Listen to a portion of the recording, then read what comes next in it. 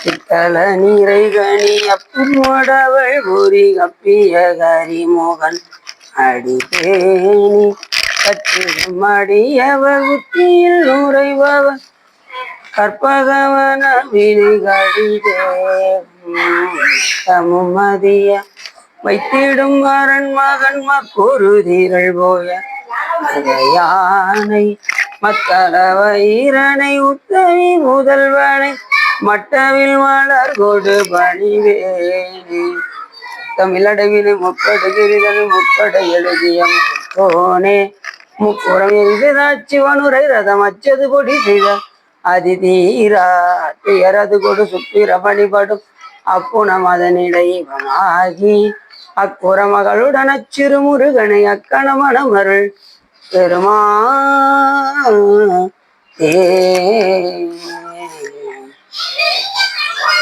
எந்தாயும் எனக்கருள் தந்தையும் நீ சிந்தாகுலமானவை தீத்தனையாள் கந்தா கதிவேலவனே உமையாள் மைந்தா குமரா மறைநாயகனே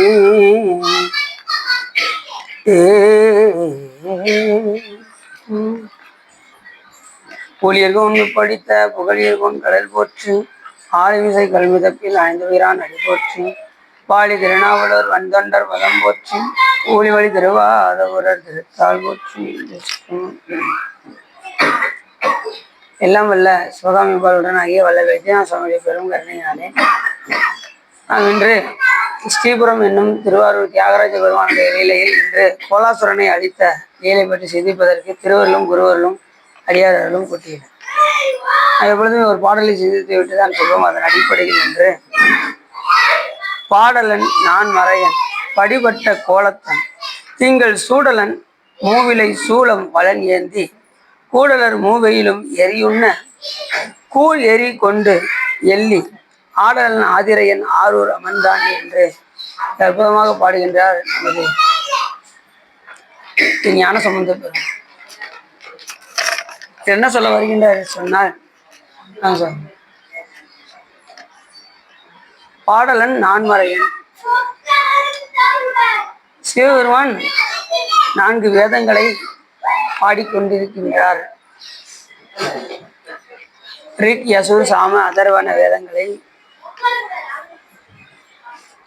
ஓதிக்கொண்டிருக்கின்றார் என்று வேதமொழியர் வெண்ணீற்றர் செம்மேலியர் நாதப்பறையினர் அண்டே என்னும் நாதப்பறையினர் நான்முகர் மாலுக்கும் நாதரார் அண்டே என்னும் என்று கூட மாணிக்கவாச பெருமான் சொல்கின்றார். வேதமொழியர் சாமி வேதங்களை சொல்லி கொண்டிருக்கின்றார் அப்படின்னு மாணிக்கவாச பெருமானும் சொல்றார். அப்ப பாடலன் நான்மறையன் படிபட்ட கோலத்தன். சரி, அவர் வேதங்களை தான் ஓதிக்கொண்டிருக்கின்றார் பார்த்தா அது எண்ணில்லாத கோலத்தை உடையவனாக திகழ்ந்தார். ஒவ்வொரு ஆன்மாக்களுக்கு தகுந்தவாறு ஒவ்வொரு உயிர் பக்குவத்துக்கு தகுந்தவாறு அவர்களுக்கு கோலத்தை காண்பிக்கின்றார். எப்படி சாயும் ஏத்துவின் ஏத்தினால் அப்படி ஈசன் அருள் பெறலாமே என்று சொல்வதற்கெனங்க சாமி அந்தந்த விதத்தில் சிவபெருமான் அருள் செய்கின்றார். ஒருத்தருக்கு பிச்சாடன வடிவமா வராது. சிறுதொண்டனருக்கு அப்படியே தேவராஜாவாக வந்தார் சாமி. அதுவும் அந்த மானிட உடம்பை சாப்பிடும் ஒரு அகோரி போல சுவாமி என்ன செஞ்சார் வந்தார். ஒவ்வொரு ஆன்மாவுக்கும் எப்படி வரணுமோ அதுக்கு தகுந்த மாதிரி சிவபெருமான் வருகிறார். ஒருத்தருக்கு மாவிரத சைவரா வந்தார். மனக்கஞ்சாரனுக்கு மாவிரத சைவரா அந்த முடியை கேட்டார். ஒவ்வொரு ஆன்மாக்களுக்கு காபாலிக சைவராக ஒவ்வொரு விதமாக எண்ணில்லாத கோலத்தின் ஒரு கோலம் 2 கோலம்லாம் கிடையாது, கணக்கில்லாத திருக்கோலம். அத பிணக்கில்லாத பெருந்திரை பெருமான் உன் நாமங்கள் பேசுவார்க்கு எனக்கில்லாததோர் இன்பமே வரும் துன்பமே துடைத்து எம்பிரான் உனக்கில்லாததோர் வித்து மேல் விளையாமல் என் வினை ஒத்த பின் கணக்கில்லா திருக்கோலம் நீ காட்டினாய் கழுக்குண்டிலே அப்படின்னு. நீ காட்டினாய். ஏன் நாமெல்லாம் பார்க்க முடியாது, சிவபெருமான் தான் என்ன செய்யணும், அவரை காட்டணும். நீ காட்டினாய் கழுக்குண்டிலே. இப்ப நாம நினைச்ச கோயிலுக்கு வந்துட முடியுமா? அவர் தான் கூப்பிட்டு வரணும். நான் கோயிலுக்கு கோயிலுக்கு போனேன்னு சொன்னா ஒன்றும் கதையாகாது. அவர் இங்க அழைச்சிட்டு வரணும். அப்ப அதுலயே நீங்க தெரிஞ்சுக்கலாம், ஆகா நம்மளால ஆகக்கூடிய காரியம் ஒண்ணும் இல்லை, எத்தனை தடவை கோயிலுக்கு கிளம்ப முடியலையே அப்படின்னு நம்ம அப்பதான் நினைப்போம். அப்ப அவர் தான் உங்களை என்ன செய்வாரு, கோயிலுக்கு கொண்டு வந்து இந்த உயிர் தன்னை பார்க்கட்டும் அப்படின்னு நினைச்சோம். அது வரைக்கும் நீங்களே நினைச்சாலும் என்ன செய்ய முடியாது, போக முடியாது. அப்படி எண்ணில்லாத கோலத்தை உடையவன் சிவபெருமான். அப்ப எப்ப அந்த எண்ணில்லாத கோலத்தை இறைவன் காண்பிப்பார் என்றால், அந்த இருவினை ஒப்பு எப்பொழுது இந்த உயிர்களுக்கு வருகின்றதோ அப்பொழுது சிவபெருமானுடைய காட்சி நமக்கு கிடைக்கும்.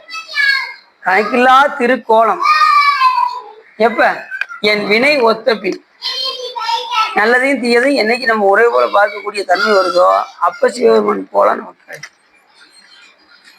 நாம கொஞ்சம் சந்தோஷம் வந்தா என்ன செஞ்சிடும், குதிக்க ஆரம்பிச்சிடும், ஏ அப்படிங்க.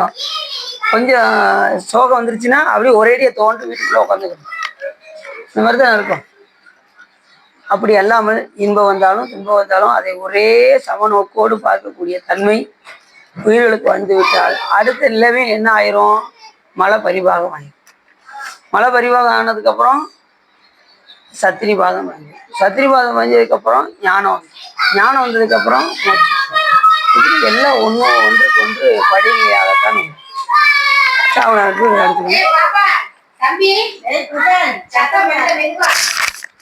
கணக்கில்லா திருக்கோலம் நீ வந்து காட்டினாய் கழுக்குண்டிலே என்று சொல்வதற்கு அந்தந்த உயிர் பக்குவத்துக்கு தகுந்தவாறு சிவபெருமான் வந்து அபிஷேகம். அது இந்த இடத்துல சொல்றாரு, கோலத்தன் எப்படிப்பட்ட ஒரு படிப்பட்ட கோலத்தன், எந்த நேரத்துல எப்படி கோலத்தை காமிப்பாருன்னு சொல்ல முடியாது. அப்படிப்பட்ட கோலத்தை திடீர்னு நம்மளோட வந்து கல்யாண சுந்தரமூர்த்தியா வருவார், திடீர்னு காலனை எட்டி உதைக்கிற கால சம்காரமூர்த்தியா வருவார், திடீர்னு காமனை எரிக்கின்ற காம சம்காரமூர்த்தியாக வருவார், திடீர்னு சண்டீஸ்வரருக்கு அருள் செய்கின்ற சண்டீஸ்வர அனுகிரகமூர்த்தியாக வருவார். அப்புறம் முருகப்பெருமான மையத்துல வச்சு சோமாஸ்கந்தராக வந்தார். எண்ணில்லாத கோலத்தை உடையவர். அப்படி இருவனை வகுப்பு வந்ததுக்கு அப்புறம் கணக்கில்லா திருக்கோலம் நீ வந்து காட்டினாய் கழுக்குண்டிலே என்று சொல்வதற்கு சுவாமி அப்பதான் நமக்கு தெரியும். அது வரைக்கும் நமக்கு தெரியவே தெரியாது. இருவனைப்பு வந்துருச்சு அப்படின்னா கண்டிப்பா சிவபெருமான் உங்களுக்கு முன்னாடி வந்து காட்சி எந்த விதத்துல நீங்க நினைக்கிறீங்களோ அந்த விதத்துல வந்து சிவபெருமான் எப்படி சாயினும் ஏத்துமின் ஏத்தினால் அப்பர் ஈசன் அருள் பெறலாம். அப்பனை செஞ்சடை ஆறா அமுதினை ஒப்பிலி வெள்ளலை ஊழி முதல்வனை எப்படி சாயினும் ஏத்துமின் ஏத்தினால் அப்பர் ஈசன் அருள் பெறலாமே. எங்கே உன்னடியான் உனை நினைந்தால் அங்கே வந்து அருள் புரிவன் யாரு, சிவபெருமான். அப்பேற்பட்ட சிறப்பை உடையவர் சிவபெருமான். அதை நேரத்தை சொல்றாரு. சரி, வேற என்னதான் இருக்காரு அப்படின்னா திங்களை சூடியிருக்காரு. திங்கள் அப்படின்னாரு பாடலன் நான்மறையன் படிபட்ட கோலத்தன் திங்களை சூடியவன் திங்கள் சூடலன் அப்படின்னாரு. பிறைமதியே சிவபெருமான் எப்பயுமே சூடியா இருக்கார். எதுக்காக சொல்லியிருக்காரு அப்படின்னா அவன் எல்லை இல்லாத கருணையை உடையவர். யார் தன்னை வந்து அடைக்கலம் புகுந்தாலும் அவரை காப்பாற்றக்கூடிய வல்லமை உடையவர் அப்படிங்கிறத காட்டுறதுக்கு சுவாமி என்ன செய்யறாரு, அந்த பிறையை அணிந்திருக்கின்றார், அந்த திங்களை சூடியிருக்கின்றார். அவர் எல்லா இடத்துக்கும் போனாரு. சந்திரன் யாரும் என்ன செய்யல, அதுக்கு உபாயம் தெரியல. பிரம்மாட்ட போனார், அவர் விஷ்ணுகிட்ட போச்சுனார். விஷ்ணுகிட்ட போனார், அவரு எனக்கு ஒன்றும் புரியல. தச்சனுடைய அந்த சாபத்தை நீக்க வேண்டும் என்றால் சிவபெருமான் ஒருவரால் தான் மேல எடுத்து செய்யுங்க. சரி, உள்ள தள்ளி வச்சிருங்க, உள்ள தள்ளி வச்சிருங்க, உள்ள தள்ளி வச்சிருங்க. அப்புறம் எல்லாத்துக்கும் ஒன்று பேர கொடுத்துருவோம், பூஜை முடிஞ்சு எல்லாத்துக்கும் ஒன்று. அப்ப பிறகு எல்லாத்துக்கும் கொடுத்துருவோம். இல்லை உங்களுக்கு இப்பயே எடுத்துக்கணும், எடுத்துக்கணும். சரி, எடுத்துக்கணும். இப்படி எண்ணில்லாத கோலத்தை உடைய சிவபெருமான் திங்களை சூடியிருக்கின்றார். எல்லாரும் உபாயம் கேட்டு போனாங்க. இவர் என்ன பண்ணாரு, கச்சன் ஒவ்வொரு கலையாக தேய்த்து கொண்டே இருந்தார். சந்திரனை ஒவ்வொரு கலையாக தேர்ந்து 3ஆம் பறை வந்தது. அந்த நேரத்துல பிரம்மாட்ட போனாரு, ஒண்ணும் முடியலன்னாரு. விஷ்ணுகிட்ட போனாரு, ஒண்ணும் முடியல. கடைசி சிவபெருமான் திருவடியில போய் விழுந்தாரு. யாரும் காலில் விழுந்தவங்களும் மேக்சிமம் என்ன செய்வாங்க, மடியில் வேணா வைப்பாங்க. அதுக்கு மேலே யாராவது தூக்குவாங்களா? ஆனால் சிவபெருமான் என்ன பண்ணாரு, தன் தலையில் வைத்தார். தலைக்கோலம் கொண்டவன் பேர் பிஞ்சகன் அப்படின்னு பேர் சிவபெருமான். சிவபெருமானுக்கு ஒரு பேரு பிஞ்சகன். பிறப்பருக்கும் பிஞ்சகன் தன் பெய்கடல்கள் வெல்க. பிஞ்சகன் அப்படின்னா தலைக்கோலம் கொண்டவன். எதையெல்லாம் தலையில் அணிஞ்சிருக்கிறாரு? கொண்டை அணிஞ்சிருக்காரு, பிறையை அணிஞ்சிருக்காரு, கங்கை அணிந்திருக்கின்றார். இப்படியெல்லாம் ஒரு அற்புதமான தெய்வம் சிவபெருமானை தவிர வேற யாரும் கிடையாது. அது இருக்கக்கூடிய அங்க அடையாளங்கள் வேற எந்த தெய்வத்துக்குமே கிடையாது. அப்படி சொல்றார்.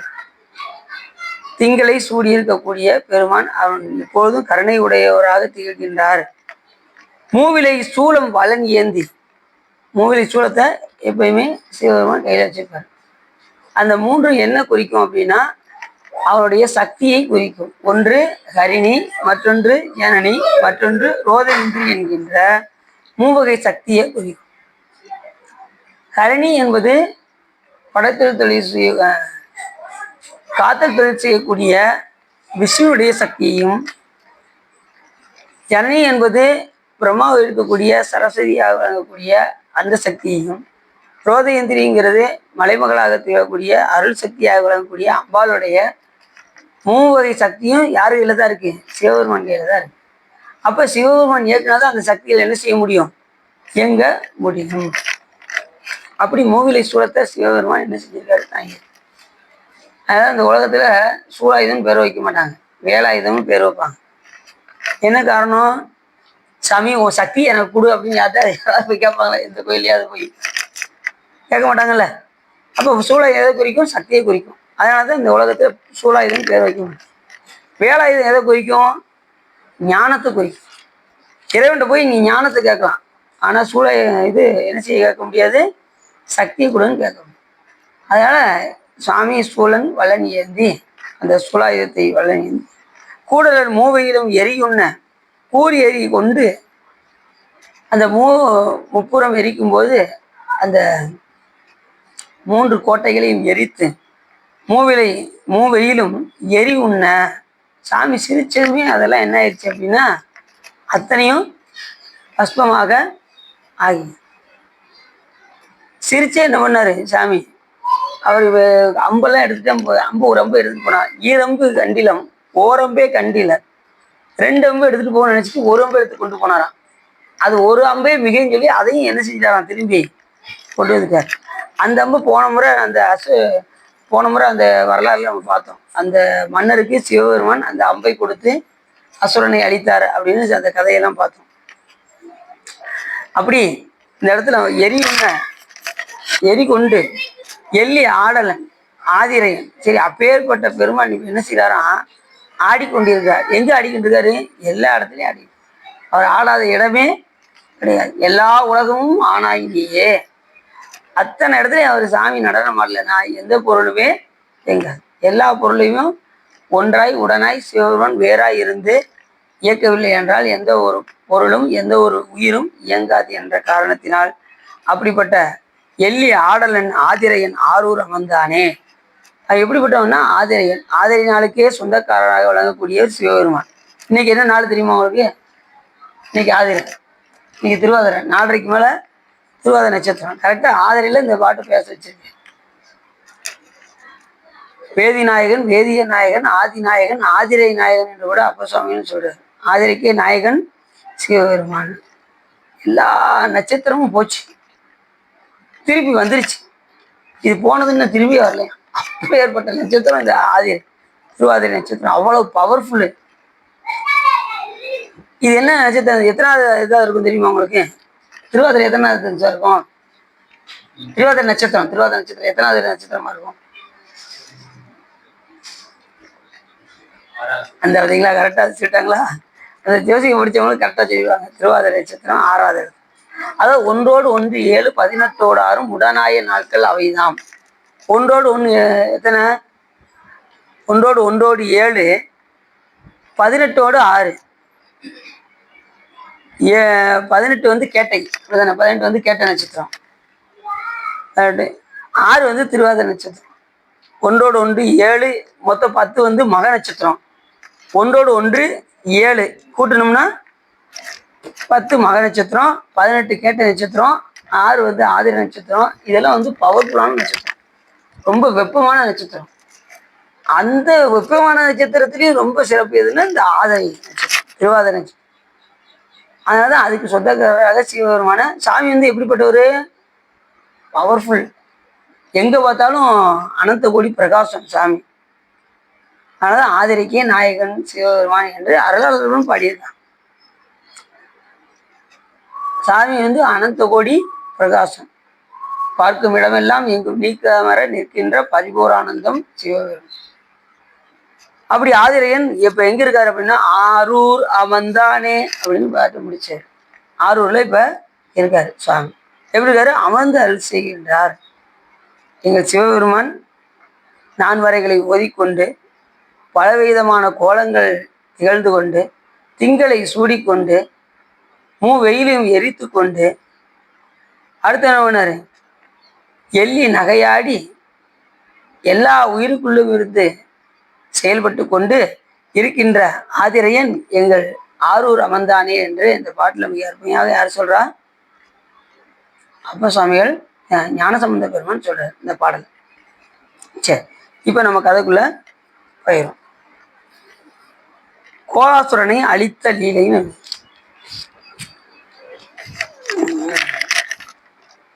எல்லா உலகங்களுக்கும் பாக்கியத்தை அளிக்கும் தியாகராஜருடைய மகே பரமேஸ்வரன் திரிபுர சம்ஹார காலம் முதல் ஆங்காங்கு அசுரர்களை போரில் கூட்டம் கூட்டமாய் அழித்து வந்தபடியால், இப்ப சொன்ன பார்த்தீங்களா, திரிபுர சம்ஹாரத்துல எண்ணில்லாத அசுரர்கள், 1 2 கிடையாது, ஒவ்வொரு கோட்டையிலும் எண்ணில்லாத அசுரர்கள், இரும்பு கோட்டை, தங்க கோட்டை, வெள்ளி கோட்டை, 3 கோட்டையில எண்ணில்லாத அசுரர்கள், எண்ண முடியாத அளவுக்கு அசுரர்கள்.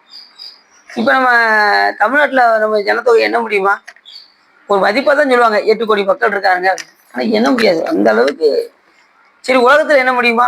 உலகத்துல மக்கள் தொகை என்ன முடியுமா? என்ன முடியும்? எல்லாம் ஒரு அக்ராஜ் மண்டபமா தான் சொல்லுவாங்க, எண்ணில்லாத இது இருக்கு. அப்படி இந்த முப்புறம் எரிக்கும் போது எண்ணில்லாத அசுரர்கள், எண்ண முடியாத அளவுக்கு அசுரர்கள் இருந்தாங்க. இந்த எண்ண முடியாதது அப்படிங்கிறதுக்கு தமிழ் என்ன வச்சாங்கன்னா 1000 அப்படின்னா, 1000 திருநாமம் பாடி நாம் தெல்லையம் கொட்டாமோ அப்படின்னு மாணிக்கவாச பெருமான் பாடுறாரு. அப்ப சிவபெருமானுக்கு 1000 நாமம் தானா? இல்லை, எண்ணில்லாத நாமங்கள் இருக்கு. அத அருணைநாதர் அழகா சொன்னார் எந்த பாட்டுல, நாத விந்து கலாதி நமோ நம வேத மந்திர ஸ்வரூபா நமோ நம நாம சம்பு குமாரா நமோ நம வெகுகோடி நாம சம்பு குமாரா நமோ நம அப்படின்னாரு. அப்ப வெகுகோடி நாமங்களுக்கு சொந்தக்காரராக விளங்கக்கூடிய சிவபெருமானுடைய மைந்தனே அப்படின்னு அந்த இடத்துல அருணைநாதர் சொல்றாரு. அப்ப எண்ண முடியாத அளவுக்கு. இப்ப அசுரன் அப்படின்னாலே யார் பேரை குறிக்கும் தெரியுமா அவங்களுக்கு? அசுரன்னாலே சிவபெருமான் பேரை தான் குறிக்கும். அசுரன்னா எல்லையில்லாத ஆற்றலை உடையவர்களுக்கு அசுரன் பேரு. அப்ப அந்த பேர் யார் பேரு? சிவபெருமான் பேரை தான் அவங்களுக்கு. தேவரா இருந்தாலும் எல்லா நாமமே யாருடைய நாமம் தான்? சிவபெருமானுடைய நாமம். அப்படி அந்த 3 கோட்டைகளை எண்ணில்லாத அசுரர்கள் இருந்தாங்க, அதுவும் கூட்டம் கூட்டமா இருந்தாங்க. அப்ப அத்தனை பேரையும் சாமி என்ன பண்ணாரு, சிரித்து அவர்களை அழித்தார். அப்படி அழித்தபடினால இப்ப என்ன ஆச்சு, அப்படி உலகம் முழுவதும் கிருதயுக தர்மங்கள் மறுபடியும் ஓங்கி வளர்ந்து வந்தன. கிருதயுகம்னா கிருதாயுகம், ஃபர்ஸ்ட் முதல் யுகம் வந்து கிருதாயுகம், அப்புறம் திரேதாயுகம், அப்புறம் துவாபர யுகம், அப்புறம் கலியுகம். இந்த 4 யுகங்கள் மறுபடியும் இது சதுர்யுகம்னு பேரு. மாறி மாறி இந்த யுகங்கள் வந்து கொண்டே இருக்கும். இப்ப நாம எத்தனாவது சதுர்யுகத்துல இருக்கோம் நமக்கு தெரியல. ஏன்னா ஏற்கனவே 100 கோடி பிரம்மர்கள் நோக்கினால் எண்ணில் 6 கோடி நாராயணன் அங்கனே எண்ணில் ஏறுகங்கை மணல் எண்ணில் இந்திரர் இரு இணை இல்லாதவன் ஈசன் ஒருவனேன்னு அப்ப சுவாமி பாட்டுல பாடிட்டார். அப்ப எண்ணில்லாத பிரம்மர்கள், ஒரு பிரம்மாவுக்கு 432 கோடி வருஷம் அரை நாள். அப்ப ஒரு நாள்னா 864 கோடி வருஷம் ஒரு நாள். இப்ப இருக்கிற பிரம்மாவுக்கு, எண்ணில்லாத பிரம்மர்கள் மாட்டாங்க, இப்ப இருக்கிற பிரம்மாவுக்கு 52 வயசா. அப்ப நீங்களே கணக்கு பண்ணிக்கோங்க. அப்ப எத்தனை கோடி வருஷம் பார்த்துக்கணும், நம்மளாம் கிரகிக்க முடியுமா? அந்த அளவுக்கு பிரம்மாவுக்குலாம் எண்ணில்லாதவர் இருக்காங்க, விஷ்ணு எண்ணில்லாதவர் இருக்காங்க. இப்படி என்ன முடியாததுக்கெல்லாம் 1000 அப்படிம்பாங்க. 1000 திருநாமம் பாடி நாம் தெல்லேனம் பட்டாம். அப்படி எல்லா அசுரர்களும் கூட்டம் கூட்டமா இருந்தாங்க. எல்லா பேரையும் சாமி என்ன செஞ்சாரு, சேர்த்து அவர்களை அழித்தார்.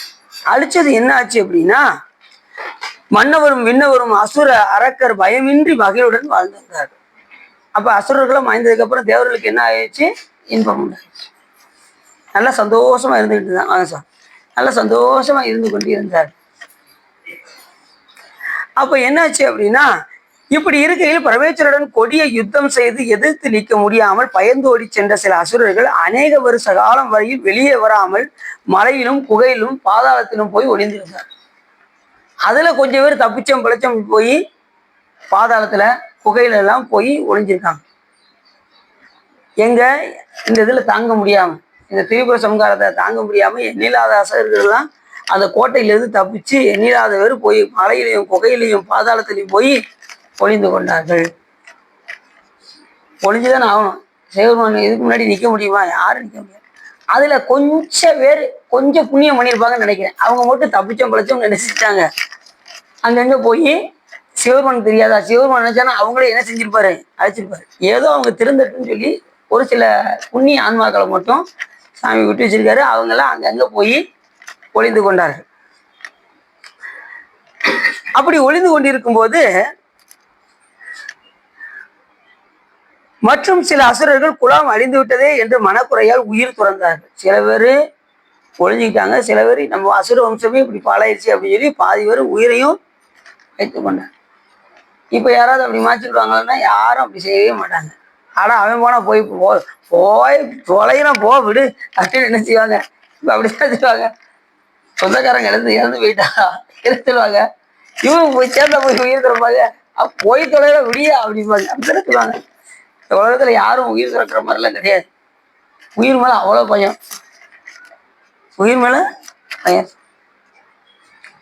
ஆனா அடியார்கள் எப்படிப்பட்டவங்கன்னா எப்படி இருப்பாங்க? உயிரையும் துச்சமா மதித்து இறை தொண்டுல அதிக ஆர்வத்தை செலுத்துவார். அதனாலதான் கொள்கையுடையவராக திகழ்ந்தார்கள் அடியார்கள். இருந்தா கொள்கையோடு இருக்கும். குறையுடையார் குற்றமோராய் கொள்கையினால் உயர்ந்து நிறையுடையார் இடர்களையாய் நெடுங்கலம் மேயவனே என்று சொல்வதற்கிறாங்க. இது வந்தாச்சுன்னா எப்படி இருக்கணும்? குறைவில்லா நிறைவே பொதில்லா அமுதே.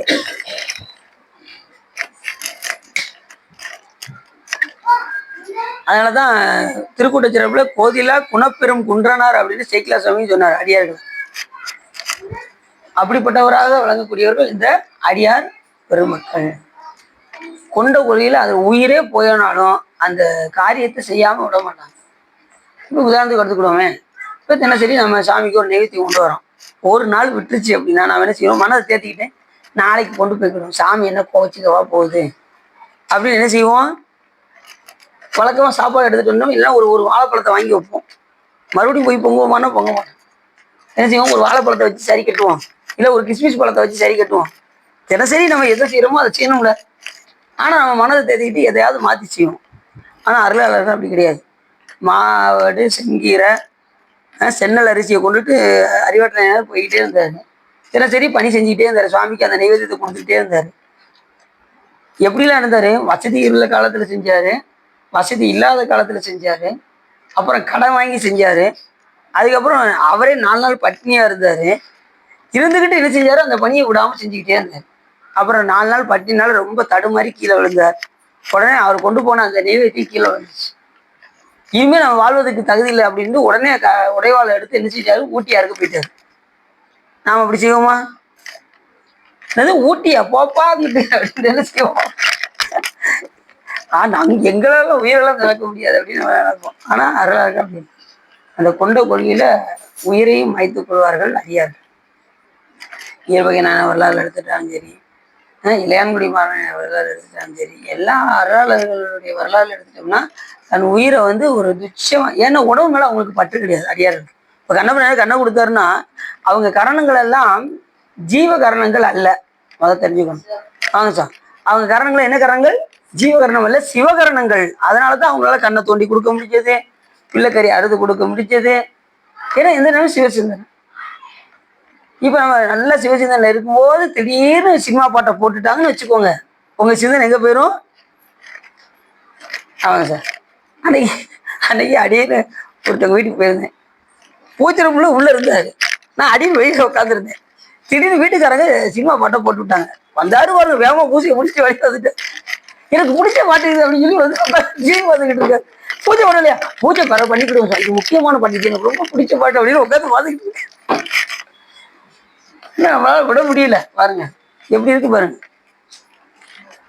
அதெல்லாம் கொஞ்சம் நம்ம என்ன செய்யணும், மாற்றணும். ஐம்புலன்களுக்கு நாம என்ன செய்யக்கூடாது, இடம் கொடுக்கவே கூடாது. ஐம்புலனுக்கு ஐம்பொறிகளும் கெட்டதையே தான் யோசிக்கும், கெட்டதையே தான் எண்ணும். அதெல்லாம் மாற்றி நம்ம வைக்கணும். சரி, அப்படி தேவர்களின் மீதும் ரிஷிகளின் மீதும் வேத படனம் யாகம் முதலான நற்காரியங்கள் மீதும் வைத்திருந்த பெரும் பகையினால் மறு ஜென்மத்தில் சாதுக்களும் துன்பம் விளைவிக்க வேண்டும் என்ற கருத்துடனே விந்திய மலையில் அருகில் உள்ள ஆரவாட தேசத்து அரசனுக்கு புத்திரனாக இப்ப யாருன்னா புலாகன் என்கின்ற ஒரு அசுரன் இந்த தப்பிச்சாங்க பாருங்க. இந்த தப்பிச்சதுல ஒரு அசுரன் மட்டும் தேவர்களை பழிவாங்க வேண்டும் என்கின்ற நோக்கத்தோட இருந்தார். இப்ப வந்தீங்களா? அவன் நான் கவனிக்க இல்லை, இப்போ வந்தீங்களோ? அப்படியா? நம்ம ஆர்வம் பேசுறேன், கவனிக்க. சரி. ஏன்னா அதுல புலாகன் என்கின்ற ஒரு அசுரன் மட்டும் திருமூர்த்திகளின் மீது தேவர்களின் மீதும் ரிஷிகளின் மீதும் வேத படனம் யாகம் முதலான நற்காரியங்கள் மீது வைத்திருந்த பகையினால் மறு ஜென்மத்தில் ஒரு ஆரவாட தேசத்து அரசனுக்கு புத்திரனாக போய் பிறந்தான். ஒரு அசுரன் மட்டும். அந்த எண்ணில்லாத அசுரர்கள்ல எல்லாரும் என்ன செஞ்சாங்க, ஒருத்தர் பாதத்துல போய் ஒளிஞ்சாங்க, எண்ணில்லாத இடத்துல போய் ஒளிஞ்சாங்க. அதை ஒருத்தர் மட்டும் எப்படியாவது பழி வாங்க வேண்டுங்கிற எண்ணத்திலே இருந்த காரணத்தினால ஒரு எந்த தேசம், ஆரவாட தேசத்து அரசனுக்கு போய் ஒரு புத்திரனாக பிறந்தார். ஆனா மன்னர் நல்லவர், ஆனா புத்திரன் எப்படி, ஒரு அசுரன். அசுரன் அங்க போய் பிறந்தான். சில பேர் பார்த்தீங்கன்னா பெற்றோர்கள் நல்லா இருப்பாங்க, ஆனா பிள்ளைகள் எப்படி இருக்கும், ஐயா சொன்னதே கேட்காது. நிறைய டீச்சர் வீட்டு பிள்ளைகள்லாம் பார்த்தீங்கன்னா அந்த எல்லா டீச்சர் வீட்டு பிள்ளைகளும் நல்லா படிக்குன்னு சொல்ல முடியாது. அடியன் கூட படித்த ஒரு ஃப்ரெண்டு, அவன் பேர் சரவணன் பேர். அவன் பேர் சரவணன் தான். வாத்தியார், நல்ல வாத்தியார் என்ன. ஆனால் பையன் எப்படின்னா ஒழுக்கம் இல்லை. அடியன் கூட தான் படித்தான். ஆனால் கொஞ்ச நாள் கழித்து அவனை பார்க்கும்போது, ரொம்ப நாள் கழித்து அவனை பார்க்கும்போது ட்ரிங்க்ஸ் அடிக்க எல்லா கெட்ட பழக்கம் உண்டாகி அடின்னு அங்கே ராஜபாளையத்துக்கு போயிருந்தேன். அவன் ராஜபாளையம். திடீர்னு ஒரு நாள் டீ சாப்பிட்டுட்டு இருந்தேன் கடையில். வேகமாக வந்து, சரவணா ஒரு 50 ரூபா கொடு சரவணா அப்படின்னு.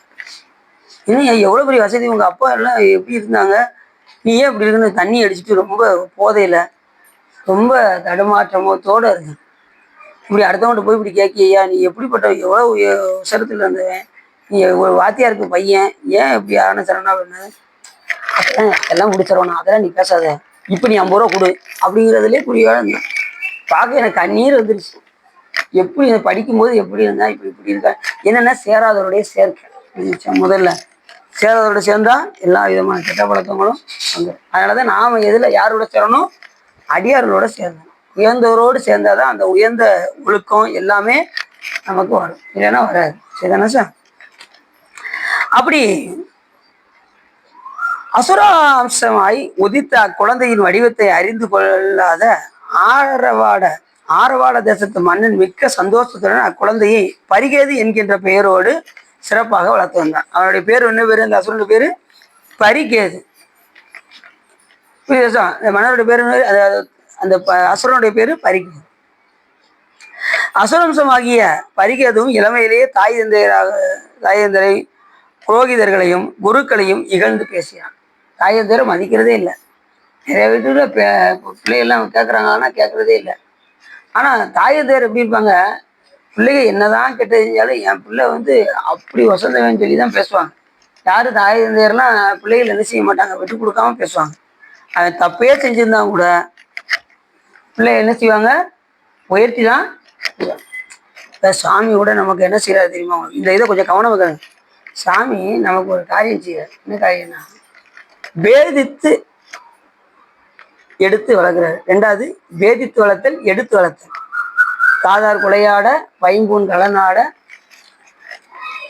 கோதை குழலாட, வண்டின் குழாமாட, சீத புனலாடி, சிற்றம்பலம்பாடி, அதுல சீத புனலாடி சிற்றம்பலம் பாடி, வேத பொருள் பாடி, அப்பொருளாமா பாடி, சோதித்திரம் பாடி, சூழ் கொன்றை தார்பாடி, ஆதித்திரம் பாடி அந்த மாமா பாடி வேதித்து நம்மை வளர்த்தெடுத்த வளைதன் பேதித்து எடுத்தா, ரெண்டாவது வளர்த்தெடுத்தா. வேதித்து வளர்த்தல், எடுத்து வளர்த்தல், இந்த ரெண்டு வகையான உபகாரம் சிவபெருமான் செய்யறாரு. இந்த பேதித்தல் அப்படின்னா வெறுத்தல் அர்த்தம். வேதித்தல் என்ன அர்த்தம்? வெறுத்தல் அர்த்தம். எடுத்து வளர்த்தல் என்பது நல்ல பிள்ளை, அதாவது எடுத்து வளர்க்குற பிள்ளைகள் வந்து நல்ல பிள்ளைகளாம். வெறுக்கிற மாதிரி, இப்ப ஒரு வீட்டுல 2 பிள்ளைங்க இருக்குன்னா நல்ல பிள்ளை சொல்றதெல்லாம் கேட்டுக்கணும். இந்த வெறுக்கிற பிள்ளை என்ன செய்யும்? வெறுத்தாலும் அது நல்ல கெட்டதா செஞ்சுக்கிட்டு இருந்தா கூட அந்த தாய் அவனுக்கு நல்லது, எங்கனாலும் ஊர் சுத்திட்டு வா, ஆனா சாப்பிட்டு போயிரு அப்படின்பா. தாய் என்ன சொல்லுவா? நீ எங்க வேணாலும் சுத்திக்கோ, ஆனா சாப்பிட்டுட்டு போயிரு. தாய் அப்படிதானே சொல்லுவாங்க. இப்ப நாமெல்லாம் நல்ல பிள்ளைங்க சிவபெருமானுக்கு. சிவபெருமான் சொல்றபடி ஒழுங்கா உட்காந்து சொற்பொழிவு கேட்க, நெசமாதான் சொற்பொழிவு கேட்க, சிவ சம்பந்தமா இருக்க, திருமுறைகள் படிக்க, இதெல்லாம் சிவபெருமான் சொன்ன அறங்களை யாரெல்லாம் கடைபிடிக்கிறாங்களோ அவங்களாம் நல்ல பிள்ளைங்க. அப்படி அதுக்கு மாறாக உள்ளவர்கள் யாரெல்லாம், அவங்களாம் தீய குணத்தை உடைய பிள்ளைகள். அவங்க என்ன செய்வாங்க? ஊர் சுத்திக்கிட்டே இருப்பாங்க, சிவ சம்பந்தமாவே இருக்க மாட்டாங்க. அப்படிப்பட்ட பிள்ளைகளும் சிவபெருமான் ஒதுக்கலையாம். அவங்களுக்கு என்ன செய்யறாராம்? அவங்களுக்கு உணவு எல்லாமே கொடுத்துட்டு தான் இருக்காரு சாமி. ஆனா என்ன செய்வாரு? கொஞ்ச நாள் பக்குவ முறை செய்து அதுக்கப்புறம் என்ன செய்வாராம்? எடுத்து வளர்ப்பார். முதல்ல என்ன சொன்னாரு? வேதித்து எடுத்தல், அப்புறம் வேதித்து வளர்த்தல், அப்புறம் எடுத்து வளர்த்தல். 2 வகையான உபகாரம் சிவபெருமான் செய்யறாரு. நல்ல குழந்தை, நல்ல இல்லாத குழந்தை, 2 குழந்தை இருக்கா. இப்ப சிவபெருமான் சொன்ன அறம்படி தீட்சையெல்லாம் எடுத்து சுவாமி சொன்ன அறங்கள் படி திருமுறைகள் படிக்க, சொற்பொழிவு கேட்க, இந்த மாதிரி சிவ சம்பந்தமாக இருக்கக்கூடிய அந்த குழந்தைகள்லாம் நல்ல குழந்தைகள். அதுக்கு மாறாக நடக்கக்கூடிய குழந்தைகள்லாம் கெட்ட. அது கெட்ட குழந்தைங்கிறதுனால சிவபெருமான் விடுறதில்லை. அந்த உயிர்களுக்கும் சிவபெருமான் பக்குவப்படுத்தி என்ன செய்வாரு? தகுந்த உபகாரங்கள்லாம் சிவபெருமான் செய்வார். சலமிலன் சங்கரன் சார்ந்தவர் கல்லால் நலமிலன் நாள்தோறும் நல்குவான் நலன். அப்படி ஒதுக்கினால் கூட அந்த உயிருக்கு என்ன செய்வார்? நாள்தோறும் நல்குவான் நலன். குளமிலராகிலும் குலத்திற்கு ஏற்பதோ நலமிக கொடுப்பது நமச்சிவாயவே. சாமி எந்த உயிரும் வெறுக்கிறது இல்லை. அவர் எல்லா உயிரிட்டையும் ஒரே விதமான அன்பு தான். சிவபெருமான்ட்ட நீ கோயிலுக்கே வரமாட்டேங்கிறல, உன்னை பாரு, நான் என்ன செய்யறேன் பாரு அப்படின்லாம் சிவபெருமான் சொல்ல மாட்டார். ஏன்னா அவருக்கு எந்த உயிர்கிட்டையும் பாகுபாடு கிடையாது. சிவபெருமான் நீ சொற்பொழி கேட்க வரமாட்டேங்க அப்படின்னு பாகுபாடு கிடையாது. நீ திருமுறை பாட வரமாட்டேங்க அப்படின்னு பாகுபாடு கிடையாது. நீங்க பாடினாலும் பாடாட்டினாலும் அவர் அருள் வந்து கொஞ்சம் கூட குறைபாடே இருக்காது. நம்மகிட்ட கூட மாறுபாடு இருக்கும். இன்னைக்குலாம் நாளைக்கு கோயில் போய்க்கிறோம்னு நினைப்போம். ஆனா சுவாமி இப்படி கிடையாது. அன்றாடம் ஒவ்வொரு உயிர்களுக்கும் சிவபெருமான் பசித்து வந்தால் கொடுக்க சிவன் உண்டு. நமக்கு சுவாமி கொடுத்துக்கிட்டே தான் இருக்கும். மரத்தை வச்சு தண்ணி ஊற்றி தானே ஆகணும். அவங்க கொண்டு வந்துட்டாருன்னா அவர் தானே கொடுக்கணும். வேற யாரு கொடுப்பா சொல்லுங்க? எல்லா உயிரையும் சாமி இப்படி எடுப்பாரு, எடுத்து வளர்க்கின்றார். அப்படி இந்த குழந்தை எப்படி வளர்ந்தது அப்படின்னா, குருக்களை இகழ்ந்து, தாய் தந்தையரை இகழ்ந்து, புரோகிதர்களை இகழ்ந்து இகழ்ந்து பேசி, தோழரான மந்திரி குமாரர்களையும் அகாரணமாக அடித்து துரத்தி, யுவராஜனாக பிறகு அதிக கொழுப்பையும் கர்வத்தையும் அடைந்து தனக்கு நற்புத்தி புகட்டுவாரையும் தண்டிக்கலாம். யாராவது அறிவுரை சொன்னானா அவங்களே அடிக்கிறது. அந்த மாதிரி இந்த குழந்தை வருது. அவர் பேர் என்ன பேர் சொன்னேன்? பரிகேது. குறிச்சு வச்சிருக்காங்க, பரிகேது அப்படின்னு குறிச்சு வச்சிருக்காங்க. ஏன்னா ஊடலை கேட்போம், அவங்க தெரிஞ்சு வச்சிருக்கேன். கரெக்டா பரிகேது பரவாயில்ல, இப்படிதான் கேட்கணும். ரொம்ப சந்தோஷம். பரிகேது, அந்த அசுரன் பேரு பரிகேது. அவர் என்ன அசுரனாக இருந்தாரு? புலாகன் என்கின்ற அசுரராக இருந்தார். மறந்துடக்கூடாது. புலாகன் என்ற அசுரன் தான் மறுபிறவில மறு ஜென்மத்துல அந்த ஆழவாட தேசத்து மன்னருக்கு மகனாக பரிகேதுவாக வந்து வளர்ந்து வந்தார். இல்லாத கெட்ட குலங்கள்லாம் அவரிடம் இருக்கின்றன. யாரையும் வணங்குறதே இல்லை, ஒருவரையும் நல்லா தெரிஞ்சுக்கோங்க. சிவபெருமான் சொன்ன அறங்கள் 16 இருக்கு. சிவபெருமான் சொன்ன அறங்கள்ல இப்ப இது பூராவே மாத்தி சொன்னது. எதெல்லாம் கடைபிடிக்கணும், எதெல்லாம் கடைபிடிக்க கூடாதுன்னு. சிவபெருமான் சொன்ன அறங்கள் என்ன சொல்றாருன்னா, முதல்ல உலகத்தோடு ஒட்ட ஒழுகல். சிவபெருமான் சொன்ன முதல் அறம் என்னது? உலகத்தோடு ஒட்ட ஒழுகல், நற்பண்புகளை உடையவராக திகழ்ந்தது. இந்த உலகத்தோடு இருந்து நற்பண்புகளை உடையவராக திகழ்ந்து உலகத்தோட ஒட்டியே இருக்கணும். சிவபெருமான் சொன்ன முதல் அறம் இதான். ஒழுக்கம் ரொம்ப முக்கியம். ஒழுக்கம்.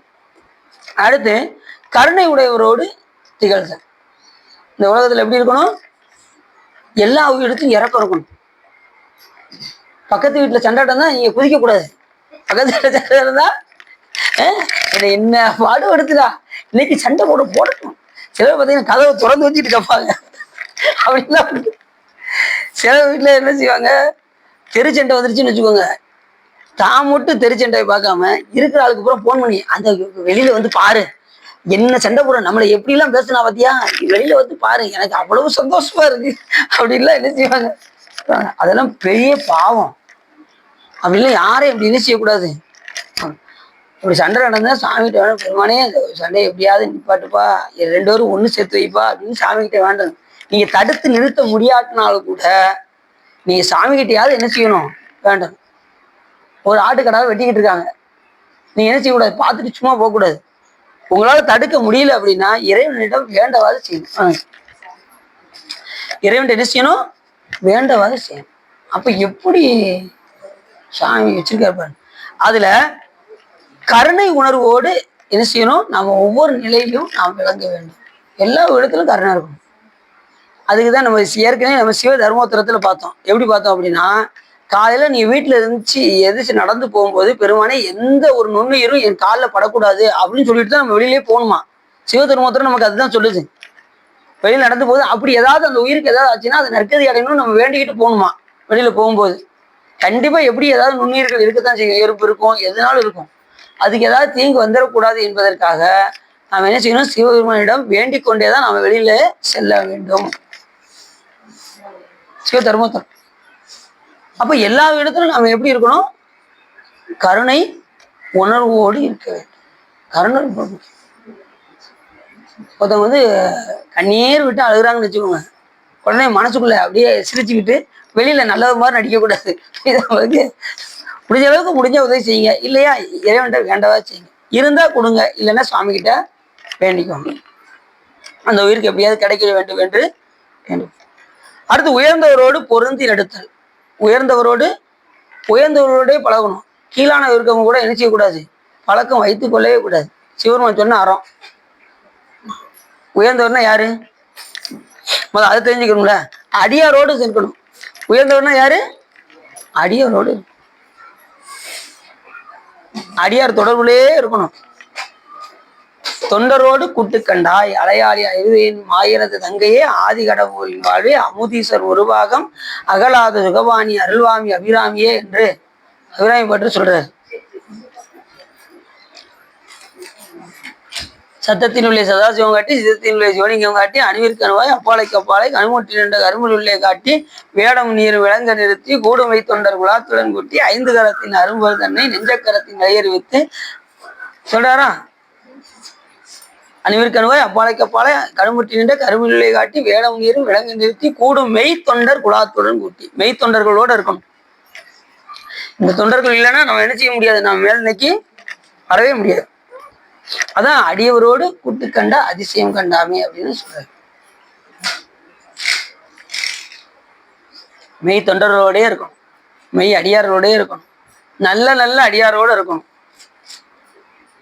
நல்ல நல்ல அடியார் அவருக்கு மிக, அப்படிப்பட்ட அடியாரோடு இருந்தால் நமக்கு நல்ல வழக்க வழக்கம் நடக்கும். உயர்ந்தோடு நம்ம பொருந்தி நடக்கணும். உயர்ந்தவரோடு பொருந்தி நடத்தல். 2வது தத்தம் குலத்திற்குரிய கிரியைகளை பின்பற்றுதல். அவங்கவுங்க குலத்துல என்ன கிரியைகள் பின்பற்றப்பட்டிருக்கோ அந்த கிரியைகளை பின்பற்றிக்கிட்டு நம்ம வழிபாடு செய்யணும். இப்ப நாமளாம் என்ன குலம், அவரோட குலத்திற்குரிய நாம என்ன குலம்னா சிவகுலம். மறந்துடக்கூடாது. நம்மளுடைய குலம் என்ன குலம், ஒவ்வொருத்தவங்க ஒவ்வொரு குலத்துல பிறந்திருப்போம், அது வேற விஷயம். ஆனா சிவபெருமான வழிபாடு பண்ண வந்தாச்சுன்னா நமக்கு ஒரே குலம், ஒன்றே தேவனும் ஒருவனே, ஒன்றே குலமும் ஒருவனே தேவனும் உண்மை தொகை போடுறாரு. அப்ப அதுதான் நமக்கு எல்லாம். ஒரே குலம் என்ன குலம், சிவகுலத்துல நமக்கு சுவாமி சொன்ன அறங்கள் என்ன இருக்கோ அதன்படி நாம நடந்தது. சரி, குலத்திற்கு ஏற்பதோர் நலமிக்க கொடுப்பது நமச்சிவாய். அந்தந்த குலத்துக்கு நமக்கு என்ன கிரியைகள் சொல்லப்பட்டிருக்கு அப்படின்னா அனுஷ்டானங்கள், பூஜை, இதெல்லாம் நாம செய்தே ஆகணும். இது சிவபெருமான் சொன்ன ஒரு அறங்கள்ல ஒன்று. அடுத்து எல்லா இடத்திலும் நட்போடு பழகுதல். எல்லா இடத்துலையும் எந்த ஒரு இடத்துலையும் என்ன செய்யக்கூடாது, வெறுப்பை காட்டக்கூடாது. எல்லா இடத்துலையும் அன்பு செலுத்தணும். நட்போட இருக்கணும். அதான் ஞான சுடர்வாய் கண்டாயடா அந்தகா அப்படின்னு கந்தர் அலங்காரத்திலையும் யாரு சொல்றான், அருணையன் அதை சொல்ற. யமன் போயிட்டு இருந்தாராம்.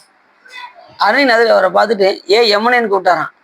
இல்லை என்னை பார்த்தாலே எல்லாம் பயப்படுவாங்க, நீ எப்படி என்னை யமன் கூப்பிடுற அப்படின்னதும், நீ யார் அப்படின்னது, நான் அருணகிரி அப்படின்னாரு. என்ன அப்படின்னாரு, நான் கையில வாள் வச்சிருக்கேன் அப்படின்னாரான். இந்த ஏன்ட்ட கூட வாள் இருக்கு அப்படின்னு யமன் காமிச்சாரான். என்கிட்ட சுடர் வாழ் இருக்கு அப்படின்னாரான். சுடர்வாளா? என்கிட்ட வாழ் இருக்கு ரைட்டு, சுடர்வாள் என்கிட்ட இல்லையே அப்படின்னாரு. சரி என்ன சுடர்வாள் அப்படின்னு கேட்டாரான். யாரு? யமன் கேட்டார். என்கிட்ட ஞான சுடர்வாள் இருக்கு அப்படின்னாரு. என்ன ஞான சுடர்வாள்னு யமன் கேட்டாரான். அது சொன்னாரு, அவிரோத ஞான சுடர்வாள் கண்டாயடா அந்தகா அப்படின்னு. விரோதம்னா பகைமை, அவிரோதம் அப்படின்னா பகைமை இல்லாத நட்பு. நான் எல்லா உயிரிடத்திலையும் பகைமை இல்லாத நட்பு கொண்ட காரணத்தினால் யமனே நீ என்ன செய்ய முடியாது, என்ன ஒன்றும் செய்து விட முடியாது அப்படின்னு அந்த பாடல்ல யார் சொல்றா, கந்தர் அலங்காரத்துல அருணைநாத பெருமான் சொல்ற. அவிரோத ஞான சுழல்வாள் கண்டாயடா அந்தகா. அந்தகன்னா ஒவ்வொரு உயிரையும் கூறுபடுத்துவோம்னு அர்த்தம். அதனால அவனுக்கு அந்தகன்னு பேரு.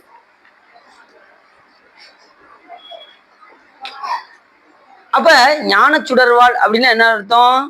அதுவும் அவிரோத ஞான சுடர்வாள் அப்படின்னா, விரோதம்னா பகைமை, அவிரோதம்னா பகைமை பாராத நட்பு. எல்லா உயிரிடத்திலும் பகைமை பாராத நட்பு கொண்டிருந்தால் யமனே என்ன செய்ய முடியாது, நம்ம கிட்ட வர முடியாது.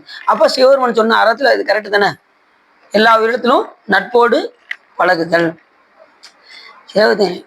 அங்கே யாரு கூடனாலும் நான் பேசுவேன், இந்த இவரோட மட்டும் நான் பேசவே மாட்டேன் அப்படின்னு ஒரு உயிர்கிட்ட நீங்க வெறுத்தாலும் அந்த பகைமையை நீக்குவதற்கு ஒரு பிறப்பு கண்டிப்பா என்ன செய்யணுமா, எடுத்தாகணுமா. இப்ப கணவன் மனைவி சண்டை போடுறாங்கன்னு வச்சுக்கோங்க, மாறி மாறி சண்டை போடுறாங்க, அந்த பகைமையை நீக்கிறதுக்கு ஒரு பிறவி எடுக்கணும் அவங்க ரெண்டு பேருமே. அதனால கணவன் மனைவி என்ன செய்யக்கூடாது, சண்டை போடக்கூடாது. இப்படி சொன்னதுமே ஒவ்வொருத்தரும் இப்படி பார்க்காங்க, சிவா எங்க வீட்டுல தினசரி சண்டை நடக்கே அப்படின்னு ஒருத்தர். அதாவது சண்டை போடணும், அதாவது வீட்டு சண்டை சின்ன சின்ன சண்டையா வரும், அதுக்கப்புறம் ஒண்ணு கூடிக்கணும். சுத்தமா என்ன செய்யக்கூடாது, வெறுத்துடக்கூடாது. வெறுத்தால் அந்த பகைமையை நீக்குவதற்கு நட்பு கொள்வதற்கு ஒரு பிறப்பு. இது அடியும் சொல்லல, நூல்கள் சொல்லுது. ரொம்ப சண்டை போட்டுருந்தாங்கன்னா அவங்க என்ன பண்ணுவாங்க, கோர்ட்டு கேஸ் நடந்துக்கிட்டு இருந்தாங்கன்னு வச்சுக்கோங்க, அடுத்த பிறவில கணவன் மனைவியா போட்டுருவாரு சிவபெருமான். சரி அப்பயும் சண்டை போட்டாங்க அப்படின்னு மறுபிறவில என்னதான் போட்டாங்க, அதுக்கு தகுந்த மாதிரி பிறவிய சுவாமி என்ன செய்வாரு கொடுப்பார். அதனால நம்ம என்ன செய்யணும், எல்லா உயிரிடத்திலுமே நாம நட்பு கொள்ள வேண்டும். எல்லா உயிரிடத்திலையும் கருணை பார்க்கணும், கருணை உணர்வோடு இருக்கணும், எல்லா உயிரிடத்திலையும் நட்போடு பழகணும். எந்த உயிரிட்டையும் எந்த உயிரையும் தீங்கு செய்யணுங்கிற எண்ணமே நமக்கு என்ன செய்யக்கூடாது, பழகக்கூடாது. அதுவும் நம்ம சிவனடியாரா இருக்கும், எப்படி இருக்கணும்னு யோசிப்பாங்க. நம்மளை பார்த்து 4 பேர் என்ன செய்யணும், மாறி வரணும். நாம அந்த பண்புல இருக்கணும். ஏன்னா இவனே கோயிலுக்கு போக மாட்டான், இவன் இதை நான் ஃபாலோ பண்ணணுமா அப்படின்னு என்ன செய்வாங்க, எடுத்துருவாங்க. அதனால நம்மளை பார்த்து என்ன செய்யணும், வீட்டுல நீங்க உங்க பிள்ளைகிட்ட நீங்களே சொல்லக்கூட வேண்டியதில்லை. நீங்க நடந்துகிட்டே இருந்தீங்கன்னா உங்களை பார்த்தே அவங்க என்ன செஞ்சிருவாங்க, உங்க பிள்ளைகள்லாம் வழிபாட்டுக்கு வந்துருவாங்க. புரியுதா? அம்மா போறாங்க, காலையில் போறாங்க, கோயிலுக்கு போறாங்க, மதியம் போறாங்க, இரவு போறாங்க. சரி ஒரு நாள் என்ன செய்வாங்க, அந்த பிள்ளைங்க உங்ககிட்ட கேட்பாங்க, ஏம்மா கோயிலுக்கு போறீங்கம்மா, உங்களுக்கு ஏதாவது தெரிஞ்சதா அப்படின்னு சொல்லும் போது நீங்க அந்த நேரத்துல பக்குவமா எடுத்து சொல்ல தெரியணும். இப்பா கோயிலுக்கு போனா சிறப்புப்பா, சிவபெருமான் தான்ப்பா முழுமுதற் பொருள், அவர் மாதிரி பிறப்பு ஏறப்பட்ட தெய்வம் உலகத்துல கிடையாது, அற்புத தெய்வம் இதனில் மட்டும் உண்டோ, அன்போடு தன்னை 5 எழுத்தின் சொற்பதத்தில் வைத்து உள்ளம் அல்லோரும் தொண்டருக்கு என் திசை கனகம் பற்பத குவையும் பைம்பொன் மாலையையும் பவளவாயவர் பனைமுறையும் அடியாறு கேட்டா சிவபெருமான் எல்லாமே கொடுப்பாரு, மத்த எந்த தெய்வம் அப்படி கொடுக்காது. பற்பத குவையும் பைம்பொன் மாலையும் எல்லாமே சிவபெருமான் தந்தருள்வாரு. அவர் ஒருவருக்கு இருக்கக்கூடிய அங்கடையாளங்கள் வேற எதுக்கும் யாருக்கும் கிடையாது. அப்படின்னா அந்த பிள்ளைக்கு நீங்க தக்க நேரத்துல எடுத்து சொல்லணும். அது கேட்கிற நேரம் என்ன செய்யணும், சொல்லணும். சொல்லாட்டினாலும் குற்றம். இப்ப எல்லாரும் யோசிக்காங்க, இப்ப நம்ம சொல்லணுங்கிறாரா இவர் சொல்ல வேண்டாங்கிறா, சொல்லணும். பிள்ளைகளுக்கு கேட்கும் போது சொல்லணும். ஆர்வம் வந்து கேட்பாங்களா அப்ப சொல்லணும். ஆர்வம் இல்லாத நேரத்தில் நீங்க சொல்லக்கூடாது. ஆர்வம் இல்லாம சொன்னா எதுவுமே பயனளிக்காது. பசிக்காத ஒருத்தவனுக்கு உணவு ஊட்டுவது போல ஆர்வம் இல்லாதவங்களுக்கு என்ன செய்யக்கூடாது, சுவாமியை பத்தி சொல்லணும். இப்ப நீங்களாம் ஆர்வமா இருக்கிறதுனாலதான் உங்களுக்கு அடியில் என்ன செஞ்சுக்கிட்டு இருக்கேன். எதுக்கும் ஒரு 1.5 மணி நேரம் போய் சொற்பொழிதான் கேட்போம் அப்படின்னு நினைச்சு என்ன செய்யக்கூடாது, வரக்கூடாது. இன்னைக்கு புராணத்துல என்ன சொல்ல போறாங்க, இன்னைக்கு என்ன செய்தி இருக்கு, இன்னைக்கு நமக்கு என்ன செய்தி தெரிஞ்சிருக்கு அப்படிங்கிற அந்த உணர்வோட நாம இன்னைக்கு திருவாரூர் தியாகராஜ பெருமான் இன்னைக்கு என்ன பண்ண போறாரு, என்ன லீலை செய்ய போறாரு அப்படிங்கிற அந்த நோக்கத்தோட வந்து கேட்கும். கான்செப்ட் திருவாரூர் தியாகராஜ பெருமானை மட்டும் முன்னிறுத்தி நீங்க கேட்டீங்கன்னா நமக்கு எல்லாமே செய்யும், நோய் நொடிகளே வராது. இந்த புராணம் கேட்கும்போது அப்படிதான் கேட்கணும், உணர்வோடு கேட்டா கண்டிப்பா எந்த நோய் நொடிகளும் நமக்கு.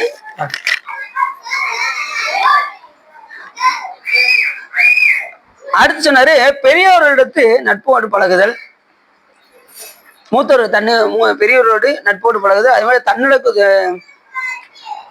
தக்கவர்களை உபசரித்தல், எல்லாரையும் உபசரிக்கிறது வேற, தக்கவர்களை உபசரிக்கிறது வேற. தக்கவர்கள்னா நீங்க தர்மம் செய்வது, தானம் செய்வது, தானம் வேற தர்மம் வேற. தானம் நீங்க கொடுக்குறீங்க அப்படின்னா அவங்க கொடுத்துட்டு தவம் செய்யணும், தவம் செய்யறவங்களுக்கு தான் தானம் கொடுக்கணும். புரியுது உங்களுக்கு? தானம் யாருக்கு கொடுப்போம், நம்ம அடியார்கள் கொடுப்போம். அடியார்கள் என்ன பண்ணுவாங்க, அந்த தானத்தை வாங்கி கொண்டு அவர்கள் தவத்தை செய்வார்கள். என்ன தவம் செய்வாங்க, அனுஷ்டானம் பண்ணுவாங்க, சிவபெருமானை பூசிப்பாங்க, திருக்கோயிலுக்கு போவாங்க, தேவார திருவாசகம் படிப்பாங்க. அப்படிப்பட்டவர்களுக்கு நீங்க ஒண்ணு கொடுத்தீங்கன்னா அது என்ன செய்யும் அப்படின்னாரு, சிவஞான சேருடைய ஒரு கையில் தானம் கிளமளவு செய்திருந்தா கூட அது நிலமலை போல வளர்ந்து பவமாய கடல்ல அது அழுத்தாது. பவம்னா என்னது, பிறப்பு, பிறப்புல போய் பவமாய கடலில் அழுந்தாதவகை எடுத்து பாசத்தை அறுக்க தவலோகம் ஒன்றில் சார பண்ணி சரீகிரி யோகம் தன்னில் சாராமை நவமாகும் தத்துவ ஞானத்தை நல்கி நாதனடி கமலங்கள் அணிவிக்கும் தானே என்று நமக்கு புராணம். சிவஞான சித்தியார் என்கிற நூல் நமக்கு சொல்லிட்டு ரெண்டும் சேர்ந்து கூட போய் உட்காந்துங்க சார். அது எப்படி வந்திருக்கீங்க? அப்ப பாசத்தை அறுக்காம எங்க போக முடியாது, சிவபெருமான்ட்ட போக முடியாது. அப்ப பாசத்தை அறுக்க தவலோகத்துல போய் சிவபெருமான் என்ன செய்வாராம், பிறக்க வைத்து யாரு கொடுத்தா, அடியார்களுக்கு கொடுத்தா சாமி என்ன பண்ணுவாராம், தவலோகத்துல பூலோகத்துல வரவிடாம தவலோகத்துல போய் பிறக்க வச்சு அங்க இருந்து ஞானத்தை கொடுத்து சிவபெருமான் பூலோகத்தை நீங்க நினைச்சே பார்க்க வேண்டாம். இங்க வந்தா தானே எல்லா துன்பமும் இருக்கு.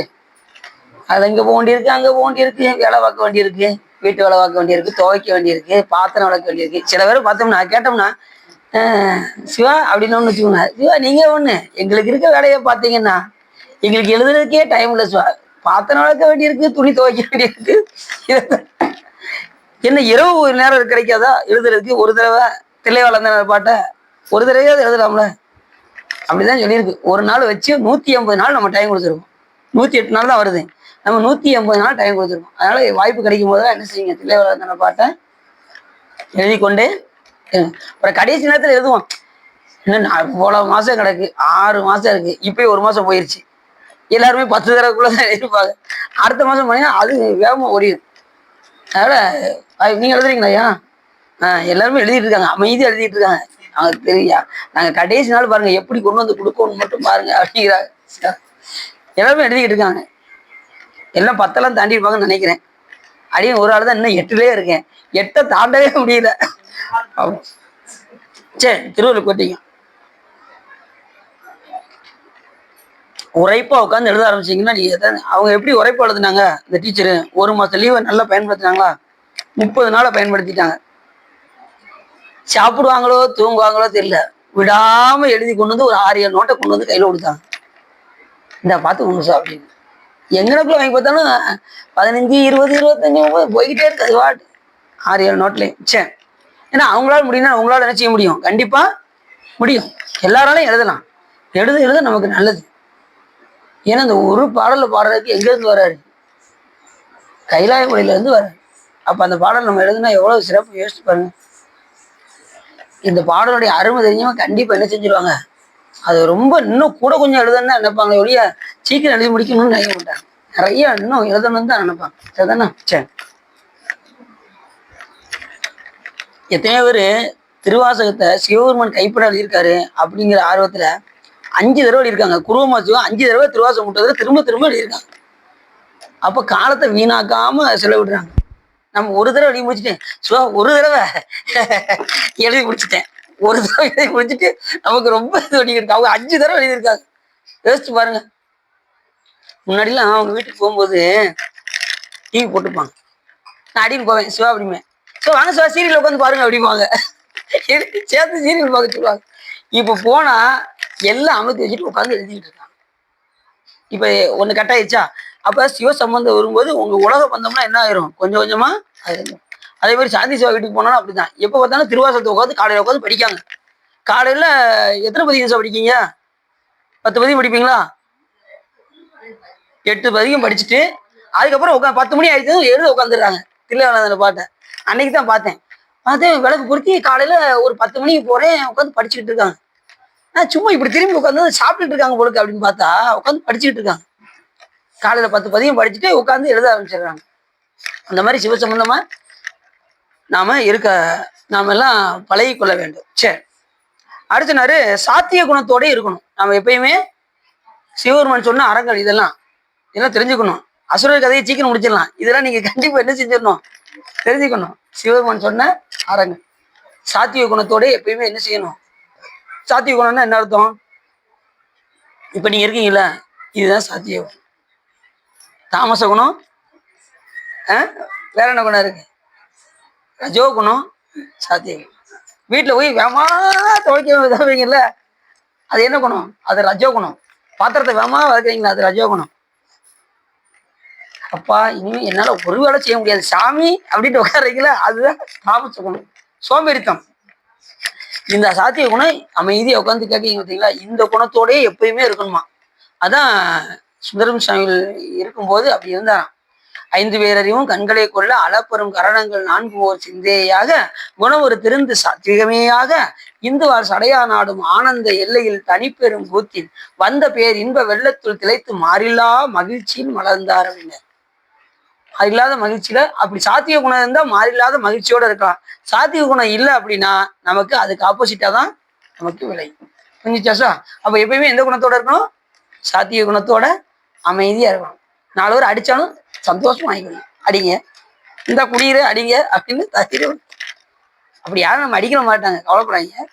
இதுக்காக சொன்னேன். சரி, எல்லாத்தையும் நீங்க அன்போடும் பண்போடும் பேசினாலே அதுவே உங்களுக்கு சாத்திய குணத்தை உண்டு பண்ணிக்கிட்டே இருக்கும். புரிஞ்சுச்சா?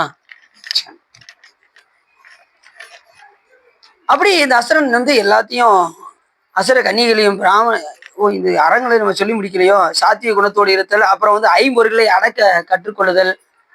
5 அடக்கம் இருக்கணும். எப்பயுமே போகும்போதே அல்வா பார்த்ததும் ஒரு 100 வாங்கிட்டு போகணும்னு நினைக்கக்கூடாது. அதை உடனே சாப்பிடணும்னு நினைக்கக்கூடாது. வீட்டுக்கு போனால் இட்லி உடனே சாப்பிடணும்னு நினைக்கக்கூடாது. 5 என்ன செய்யணும்? முதல்ல வாய் அடக்கிட்டோம்னா எல்லாமே அடைக்கிறோம். வாய் ஒன்று அடக்கிட்டோம்னு வச்சுக்கோங்க, எல்லாமே அடங்குமா அடங்காதான். நாங்கள் அப்படிதான் இருந்தோம். கேதாரத்துக்கு போயிருந்தோம், வாயை அடக்கிட்டோம், தொடவே மாட்டோம், பட்னி தான் அப்படின்னு நினைச்சோம். கடைசி பார்த்தா ஒன்று பார்த்ததும் இந்த மேகி போட்டிருந்தேன், உடனே அதை கொடுங்க அப்படின்னு. அப்பா ஏதாவது ஒன்று சாப்பிடுவோம், டேஸ்டா இருக்கான்னு பார்த்து மேகியை வாங்கி சாப்பிட்டோம். அந்த குடும்பம் வேற எதுவுமே சேராது, என்ன முக்கியமான பொருள் தான் சேரும். மேகியை பார்த்ததும் உடனே பட்னியா இருந்த ஆளு அடுத்த நிமிஷமே மாறிடுச்சு, மனம் மாறிடுச்சு. பார்த்தீங்களா? முதல்ல 5 நம்ம அடக்கு. கெட்டதை பார்க்கக்கூடாது, செல்போன் எடுத்து கெட்டதை பார்க்கக்கூடாது, கெட்டதை கேட்கக்கூடாது, கெட்டதை பேசக்கூடாது. இந்த 5 அடக்கி நல்லதுக்கே நாம் என்ன செய்யணும்? பயன்படுத்தணும். 5 அடக்க கற்றுக்கொள்ளுதல். அதுக்கப்புறம் பார்த்தீங்கன்னா தன்னை தானம் செய்தல். யாருக்கு? தக்கவர்களுக்கு தானம் செய்தல். நான் சொன்னேன் பார்த்தீங்களா, தக்கவர்களை மதித்தல், தக்கவர்களுக்கு தானம் அளித்தல். அதாவது தானம் வாங்குறவங்க அதை வாங்கிட்டு தவம் செய்யணும். அப்படிப்பட்டவர்களுக்கு நாம் என்ன செய்யணும்? தானம் செய்யணும். வறியவர்களுக்கு நீ எதுனாலும் கொடுக்கலாம். கேட்கறவங்களுக்கு நீ எது கொடுத்தாலும் அதுக்கு பேர் தர்மம்னு பேர். உயர்ந்தவர்கள் செய்வது தானம், வறியவர்களுக்கு செய்வது தர்மம். உங்க கையில இருந்து கேட்டுட்டாங்க அப்படின்னா அவங்களுக்கு உங்களால இயன்றது கொடுப்பது என்னது? தர்மம். அந்த தர்மம் தக்க நேரத்தில் உங்களுக்கு தலையை கூட என்ன செஞ்சிடும்? காப்பாற்றும், உயிரே காப்பாற்றும். தர்மம் செஞ்சா, செய்யலைன்னா காப்பாற்றாது. கண்டிப்பா தர்மம் என்ன செய்யணும்? செய்யணும். உங்க சத்துக்கு என்ன செய்ய முடியுமோ அது செய்யணும். அடுத்து தன்னை விட மூத்தவர்களை மதித்தல். 1 வயசுக்கு மூத்து இருந்தாலும் அவங்களை நாம் என்ன செய்யணும்? மதிக்கணும். ஏன் சில பேர் பார்த்தீங்கன்னா ஒரு நாள் கூட மூத்திருப்பாங்க. நீ ஏன் ஈக்குவல் வந்துக்கிட்டு நீ நான் உன்னைய அண்ணன் நான் கூப்பிடணுமா நானு அப்படிலாம் சொல்றாங்கல்ல, அந்த மாதிரி மூத்தவர்கள் தன்னை விட 1 வயசு இருந்தாலும் மூத்திருந்தா அவங்கள வணங்கணும். அது மாதிரி பணிவோடு இருத்தல். எல்லாத்தையும் பணிவு இருக்கணும். பணிவு இல்லைன்னா நம்ம இந்த சைவத்தில் இருக்க முடியாது. வாழ்வு என்னும் மையல் வெற்று வறுமையாம் திரும்பி தப்பி தாழ்வு என்னும் தன்மையோடு சைவமாம் சமயம் சாரும் ஊழ் பெறல் ஐந்து சால உயர்ந்த சிவ ஞானத்தினாலே போற்றுவார்கள் அருள் பெற்றாரே என்று கூட சிவஞான சித்தியார் என்கிறான்னு நம்ம சொல்லிட்டு. அப்புறம் உண்மை பேசல். உண்மையாகவே பேசணும். அதுக்கு மாற என்ன செய்யக்கூடாது? பொய் பேசக்கூடாது. ஒரே ஒரு பொய் சொன்னாரு பாமன் சாமிகள். என்ன பொய் சொல்லுங்க பார்ப்போம். பழனி முருகப்பெருமான் என்னை வர சொன்னார் அப்படின்னாரு. கடைசி வரைக்கும் அவர் பழனிக்கு போகல. ஒரு பொய் சொன்னாரு, கடைசி வரைக்கும் அவர் பழனி போகல. இப்ப நம்ம எத்தனை பேரு, நான் திருச்செந்தூர் போனேன் 10 தடவை போயிருக்கேன், அவர் போனது 4 தடவை போயிருப்பாங்க, நான் 10 தடவை போனேன்னு ஈஸியா அறிஞ்சிடுறாங்க. சொல்லிட்டு அடுத்து திருச்செந்தூருக்கு என்ன செய்ய வேண்டியது, நீங்க மறந்துட வேண்டியதுதான். திருச்செந்தூருக்கே போ, எனக்கு தெரியலன்னு கூட சொல்லிட்டு போயிடலாம். அதுக்காக நான் 50 தடவை போயிருக்கீங்க, மாசம் மாசம் போறேன்னா பாருங்க அப்படிலாம் சில பேர் என்ன செய்யறாங்க, பொய் சர்வசாதாரணமா தான் சொல்றாங்க. அதனால நம்ம உண்மை பேசணும், பொய் சொல்லக்கூடாது. அது மாதிரி பிறன்மனை விளையாடக்கூடாது, அடுத்தவங்க மனைவியா தவறாக பார்க்கக்கூடாது. அதே மாதிரி தீய வழியில பொறிபுலன்களை செலுத்தக்கூடாது. நமக்கு எல்லாமே அதுலயும் இந்த கலியுகத்துல எல்லாம் நம்மளை அடக்கும். எல்லா விதமான இது ஏன்னா இந்த உயிர் சிவத்தை நினைக்கலன்னு வச்சுக்கோங்களேன், அடுத்த நிமிஷமே தீய வழியில தான் போகும், நல்வழியிலே போகாது, தீய வழியை நோக்கியே தான் போகும். எங்க சினிமா பார்ப்போம், எங்க டிவி பார்ப்போம், எங்க கெட்டவங்க போய் சேருவோம், அதை செய்வோம் இதை செய்வோம், இப்படியே தான் எண்ணங்கள் போகும். அதெல்லாம் மாற்றி நம்ம அடியாரோடு இருந்து தான் அந்த எண்ணம் வரும். அடியாரோடு இருக்கலைன்னா நமக்கு அந்த எண்ணம் வராது. அதனாலதான் உயர்ந்தோடு பொருந்தி நடத்துன்னு சொன்னார் பார்த்தீங்களா. அப்ப தீவிர பொறிகளை செலுத்தாம இருக்கணும். அப்புறம் தக்கன தகாதன என்பதை பகுத்து ஆராய தெரிஞ்சிருக்கணும். இது தகுந்தது, இது தகாதது, எது தகுந்தது எது தகாதது. அடியாரோடு சேர்ந்தது தகும், மற்றவர்களோடு சேர்வது தகாது. இதெல்லாம் பிரிச்சு பார்க்க தெரிஞ்சுக்கணும். யாரோட பழக வேண்டும் என்று அறிந்து ஆராய்ச்சி பண்ணி நாம் என்ன செய்யணும், அவர்களோடு பொருந்தி நாம வாழ பார்க்கணும். அடுத்து குலதெய்வத்தை வழிபடுதல். குலதெய்வத்தை நீங்க எப்படி பார்க்கணும், சிவபெருமானா பார்க்கணும். இப்போ உங்க குலதெய்வம் ஒருத்தருக்கு ஒரு குலதெய்வம் இருக்கும், அவர்களையும் போய் நாம சிவபெருமானாக பார்க்க வேண்டும். ஒழுக்கம், அன்பு, அருள், ஆச்சாரம், உபச்சாரம், உறவு, சீலம், வழுக்கில்லா தவம், தானங்கள், வந்தித்தல், வணங்குதல், வாய்மை, வழுக்கில்லா துறவு, அடக்கம், அறிவோடு அச்சித்தல் ஆதி இழுக்கில்லா அறங்கள், ஆனால் இறங்குவான் பணி அறங்கள் என்று சிவஞான சித்தியார் என்கிற நூல் நமக்கு இறங்குவான் பணி அறங்கள்னா இறங்குவான் யார், எல்லா உயிருக்கும் இறங்கக்கூடிய சிவபெருமான் விதித்த அறங்கள் 16. அதுல இதெல்லாம் பொருந்தி நாம என்ன செய்யணும், நடப்பதற்கு முயற்சிகள் பண்ணணும். அப்ப இந்த அசுரன் இதுக்கு எல்லாமே ஆப்போசிட்டா என்ன செய்யறான், இந்த அசுரன் இவ்வளவு கெட்ட காரியங்களும் செய்து வந்த பரிகதையை கண்டவர் எல்லாரும் அவனை அசுரன் என்றே நினைத்து இகழ்ந்தார்கள். இவற்றை எல்லாம் அறிந்த அவன் தந்தையான மகாராஜன் மனக்குறை விட்டு ராஜ்யத்தை எல்லாம் விட்டுட்டு அந்த பரிகேதுவுக்கு எல்லாத்தையும் கொடுத்துட்டு, அவன் தாய் தந்தையார் இப்படி கெட்டவனா வளர்ந்துட்டானே, நம்ம என்ன செய்வது என்று பரிகேதுக்கு இருக்கக்கூடிய அந்த ராஜ்யங்கள்லாம் கொடுத்துட்டு அவங்க என்ன செஞ்சாங்க, தவம் பண்றதுக்கு காட்டுக்கு போக ஆரம்பிச்சிட்டாங்க. தாய் தந்தையார் 2 பேரும், அந்த ராஜாவும் இவரும் சிவத்தியானம் செய்து கொண்டு என்ன செஞ்சிட்டாங்க, காட்டுக்கு சென்றார். எந்த நேரம் சிவத்தியானத்துல ஈடுபட ஆரம்பிச்சுட்டு தன்னுடைய நாட்டை மகனுக்கு பரிகேதுக்கு கொடுத்து விட்டு அவர்கள் கானகம் சென்றார். நிறைய பேர் பார்த்தீங்கன்னா நிறைய வரலாறுகள்ல இதை கொடுத்துட்டு கானகம் தான் சொல்றாங்க. அதுல கவுட தேசத்து மகாராஜான்னு ஒரு ராஜா இருக்கு. அவர் என்ன பண்ணாரு, உடம்பெல்லாம் சிங்கம் மாதிரி இருக்கும், அப்படி முடியெல்லாம் முகம்லாம் வளர்ந்து பார்க்கறதுக்கு ரொம்ப இப்படி இருக்குமே, நாமெல்லாம் நாட்டுக்கு வாழ்றதுக்கு தகுதி இருக்கா அப்படின்னு சொல்லி கவுட தேசத்து மகாராஜா நாட்டு எல்லாத்தையும் எழுதி வச்சுட்டு, தன் தம்பிக்கு எழுதி வச்சுட்டு உடனே அந்த நாட்டை விட்டு வெளியில அப்படியே கிளம்பி வந்துகிட்டே இருந்தார். அப்படி வரும்போது தில்லை வனம் இருந்தது, அங்கே வியாக்கிரபாதர் தவம் செஞ்சுக்கிட்டு இருந்தார். தவம் செஞ்சுக்கிட்டு இருக்கும்போது இப்படி அவர் போய் பக்கத்துல போய் இப்படி நின்று பார்த்துட்டே இருந்தார். ஏதோ ஒரு ஞானி தவம் செய்து கொண்டிருக்கின்றார், அப்படி போய் பக்கத்துல பார்த்தார்ல. உடனே அவர் கண்ணு மூடி வியாக்கிரபாதர் தவம் செஞ்சுக்கிட்டு இருக்கும்போது அவரை அந்த வண்ணரை பார்த்ததும், அந்த கவுட தேசத்து மகாராஜாவை பார்த்ததும் உடனே நீ அந்த குளத்தில் போய் மூழ்குவாயாக அப்படின்னு தவத்துல அப்படி சொல்றாரு. உடனே இவர் போய் அந்த குளத்துல மூழ்கி எந்திக்கிறாரு. எங்க உள்ள குளத்துல, தில்லையில் உள்ள குளத்துல மூழ்கி எந்திக்கிறாரு. அப்படி உடம்பெல்லாம் தங்க நிறத்துல வந்துட்டாரு. உடம்பு ரொம்ப பிரகாசமாயிருச்சு, பொன்னிறமா மாறிட்டாரு. எப்படி வந்தவர், முகம்னா சிம்ம முகமா வந்தவர் இப்ப என்ன, இப்ப எப்படி ஆயிட்டாரு, தங்க நிறம் ஆயிட்டாரா. அதுக்கப்புறம் அவருக்கு அதனாலதான் அவனுக்கு இரணியவர்மன் பேரு. அவனுக்கு என்ன பேரு, அவர் தான் சிதம்பரம் கோயிலை கட்டினவர். அதுக்கப்புறம் தன் நாட்டுக்கு போய் தன் தம்பிகிட்ட கேட்டு வேண்டுகிற உபகரணங்கள்லாம் எடுத்து கொண்டு வந்து சிதம்பரம் கோயிலை கட்டினார். இரணியவர்மன் வந்துடக்கூடாது. அப்ப எப்படி இருக்கும் பாருங்க. அப்ப கானகம் சென்றாலும் கூட வந்த இடத்துல இந்த மாதிரி ஆனதும் அவர் என்ன பண்ணாரு, கொண்டு வந்து எல்லாத்தையும் கோயில் கட்டினார். அப்ப வியாக்கிரபாதரும் பதஞ்சலி முனிவரும் கோயில் கட்டுறதுக்கு ரொம்ப பாடுபட்டாங்க. அப்ப இவரை பயன்படுத்தி கொண்டு என்ன செஞ்சாங்க, மீதி கோயிலையும் கட்டினாங்க. தண்ணி வரணும். அது நம்ம கண்டிப்பா கோயில் புராணம் எடுக்க போறோம். அந்த புராணம் கிடைச்சதுமே நம்ம கண்டிப்பா கோயில் புராணம் சிதம்பரத்தை பத்தி நம்ம ஃபுல்லா நம்ம தெரிஞ்சுக்கணும். சரிதானே?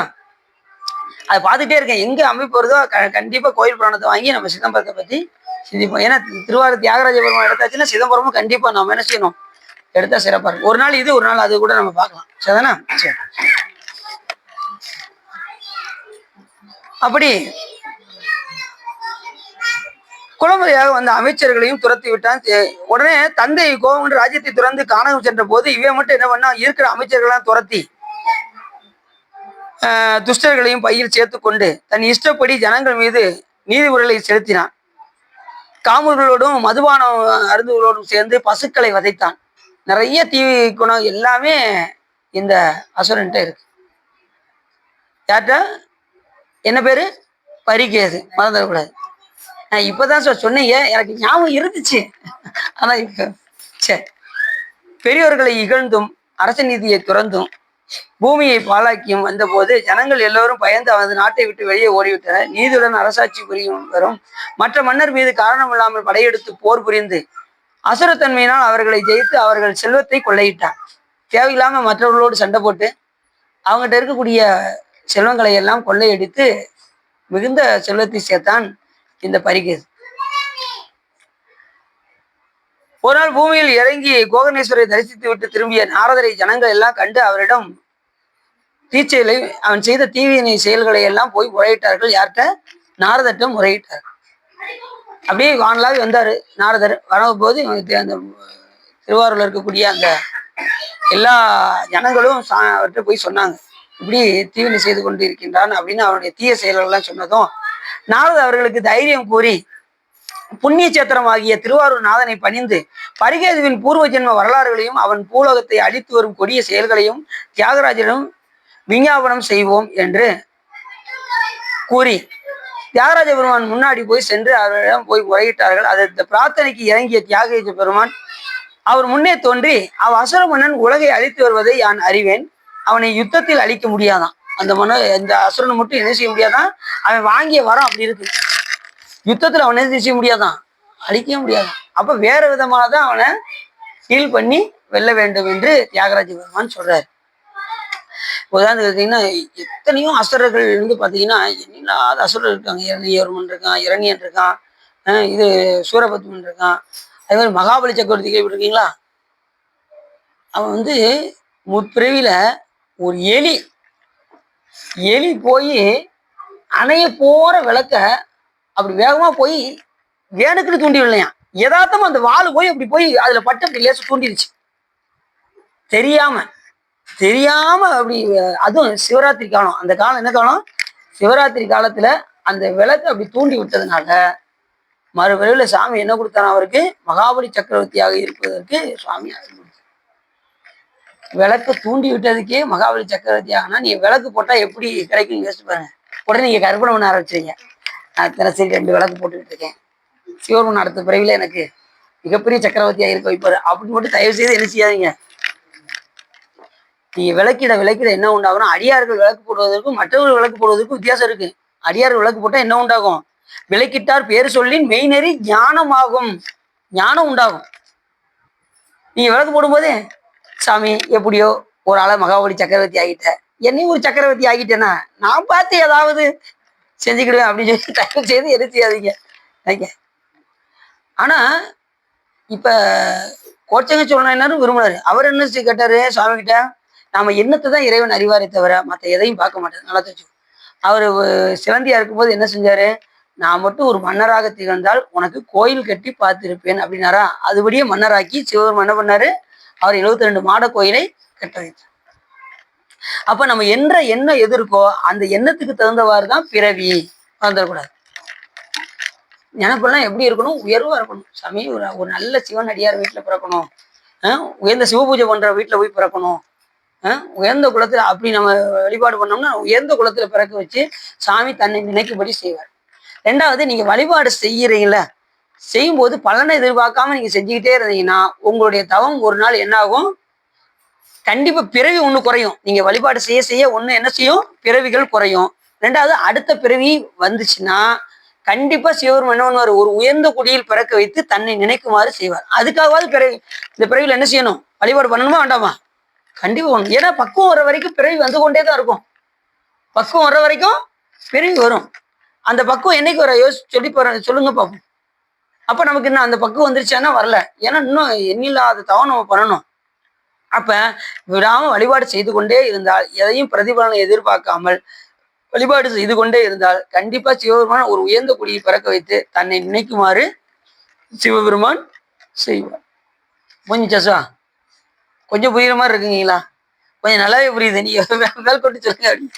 சரி, அப்படி அவனை அந்த விதத்தில் அழிக்க முடியாது. அதனால இப்ப இந்த மகாபலி சக்கரவர்த்தி வந்து பாத்தீங்கன்னா தெரியாம தூண்டி விட்டாரு. மகாபலி சக்கரவர்த்தியை பிறக்க வச்சார் சாமி. வாமன வடிவம் எடுத்துக்கொண்டு வந்தாரு. பாருங்க, அவர் கூட பூலோகத்துல வந்து கருவுல எல்லா 10 பிறவிலையுமே அவர் கருவுல தான் பிறந்திருக்காரு. யாரு? நாராயணர். அதனாலதான் நம்ம சொல்றோம், கருவுல பிறந்தவங்க கடவுள் அல்ல, சிவபெருமான் ஒருவர் தான் கடவுள் என்கின்ற சொல் சிவபெருமான் ஒருவரையே சாகும். இந்த வாமன வடிவம் எடுத்துக்கிட்டு குட்டையா வந்தாரா, இவர் என்ன பண்ணாரு, பெரிய ராஜசூய யாகம் பண்ணாரு. அதுல எல்லாருக்கும் மரியாதை செலுத்தணும்னு சொல்லி எல்லாவரையும் வரவழைச்சார் இந்த மகாபலி சக்கரவர்த்தி. அத்தனை பேருக்கும் தக்க மரியாதை கொடுத்தாரு. அந்த நேரத்துல சரி, இந்த நேரத்துல போய் கேட்டா அவன் எதுனாலும் தருவான் அப்படின்னு சொல்லி ஒரு வாமன வடிவம் கொண்டு போய் எனக்கு 3 அடி நிலம் வேணும்னு கேட்டாரு. உடனே அதை தாருன்னு வாக்கு கொடுத்தாரு. அந்த நேரத்துல அசுர குருவாக வழங்கக்கூடிய சுக்கராச்சாரியர் பக்கத்துல இருந்தார். இப்ப வந்திருக்கிறது சாதாரண ஆள் மாதிரி தெரியல அப்படின்னு அவர் பக்கத்துல இருந்து சொல்றாரு. அசுரகுரு. அசுரகுரு ஏன் தெரியுமா உங்களுக்கு? சுக்கராச்சாரியார். அவர் சொல்றாரு, இப்ப வந்திருக்கு சாதாரண ஆளா தெரியல, நீ தயவு செய்து நீ வாக்கு கொடுத்துறாது அப்படின்னா, நான் வாக்கு கொடுத்துட்டேன்னா தவற மாட்டேன், கண்டிப்பா அவர் கேட்ட 3 அடி நிலத்தை கொடுத்தே ஆவேன்னாரு. இப்ப கொடுக்கறதுக்கு என்ன செய்வாங்கன்னா தாரவாத்து கொடுப்பாங்க, தண்ணியை வச்சு. தெரியுமா உங்களுக்கு? இப்ப தண்ணியை வச்சு இப்படி தாரவாத்து கொடுக்குறாரு. இவர் என்ன பண்ணாரு, சுக்கராச்சாரியாரு வண்டு வடிவம் எடுத்து போய் அந்த ஓட்டையை மறைச்சிட்டு நின்றுட்டாராம். அந்த தண்ணி விடுவாங்கல்ல, அந்த தண்ணி விடுற இடத்துல இவர் உள்ள போய் என்ன பண்ணிட்டாரு, வண்டு வடிவத்துல போய் இப்படி அடைச்சிக்கிட்டு தண்ணி விழாம போய் நின்றுட்டாரு. இந்த வாமன வடிவம் கொண்டு போய் கொடை பிடிச்சிட்டு போனார்ல, ஒரு புல்ல எடுத்து ஒரு குத்து குத்துனாராம். யாரு? திருவாளு. அந்த அவர் இப்படி இது நான் வண்டு வடிவத்துல உள்ள போய் மறைச்சிருந்தார்ல, வண்டு அப்படி ஒரு குத்து குத்துனா அவருக்கு ஒரு கண்ணே போயிருச்சான் அசுரகுருக்கு. அதுக்கப்புறம் ஒரு துடிச்சிட்டு ஓடியே போயிட்டாரு. அதுக்கப்புறம் தண்ணி உள்ள ஆரம்பிச்சிருச்சு. உடனே தாரவாத்து கொடுத்தாரு. 3 அடி நிலம் கேட்டார். ஒண்ணு விண்ணு கலந்தாரு, ஒண்ணுக்கு பூமி கலந்தார். இன்னொரு அடி எங்க வைக்கனாரு. உடனே என் தலையில வைங்க அப்படின்னு இப்படி விழுந்துட்டார். யாரு? மகாபலி சக்கரவர்த்தி. பேர்பட்ட சிறப்பு, பேர்பட்ட புகழையுடைய மகாபலி சக்கரவர்த்தி. அதுக்கப்புறம் அவருடைய இது நீங்கிறதுக்கு, அவரை மண்ணுல அனுப்புறதுக்கு நம்ம ஏற்கனவே போன ஒரு புராணத்துல பார்த்தோம், சிவதர்மோத்திரத்திலையும் காஞ்சி புராணத்துல பார்த்தோம். அவர் அந்த இது நீங்கிறதுக்கு காஞ்சிபுரம் போய் வழிபாடு செஞ்சார் அப்படின்னு நம்ம பார்த்தோம். அந்த இது நீங்கிறதுக்கு மகாபலி சக்கரவர்த்தி மேல தலையை வச்சார்ல, அந்த இது நீங்கிறதுக்காக காஞ்சிபுரத்துல போய் சுவாமியை போய் வழிபாடு செய்தார் அப்படின்னு நம்ம பார்த்தோம். சரி, அப்படி நாரத சுவாமிகிட்ட வந்து சொன்னதும் உடனே சுவாமி என்ன பண்ணாரு, அவனை வந்து சாதாரணமா அழிக்க முடியாதுப்பா, அவன் வந்து இந்த மாதிரிலாம் அழிக்க முடியாது, அதனால சுருக்க மார்க்கத்தினாலே அவனை அழிக்கும், சுருக்க மார்க்கத்தினாலதான் அவனை அழிக்க முடியும், மற்ற விதத்துல அவனை அழிக்க முடியாது. ஆகையினாலே உனக்கு நான் ஒரு மந்திர உபதேசம் பண்ணுகின்றேன், அவனிடம் போய் நீ என்ன செய்திரு, அதை நீர் அவன் வலது செவியில் எப்படியாவது ஓதுகிறார்கள் அப்படின்னு நாதர்கிட்ட சொல்றாரு. நான் ஒரு மந்திரத்தை சொல்றேன், எப்படியாவது நீ அவன்கிட்ட போய் அவனுடைய வலது செவியில போய் நீ சொல்லிட்டேன்னா, அந்த மந்திர மகிமையினால கௌதம ரிஷி அவனுக்கு இட்ட சாபத்தினாலும் உடனே அவனது உருவம் கோல வடிவமாக மாறிவிடும். ஏன்னா கௌதம மகரிஷி அவன் வந்து பன்றியாகி கோல வடிவத்துல இருக்கும். பன்றி வந்து எந்த வடிவத்துல இருக்கும்னா கோல வடிவத்துல இருக்கும். அந்த வடிவம் எடுத்து தான் இவன் இறக்கணும்னு பிராப்தம்.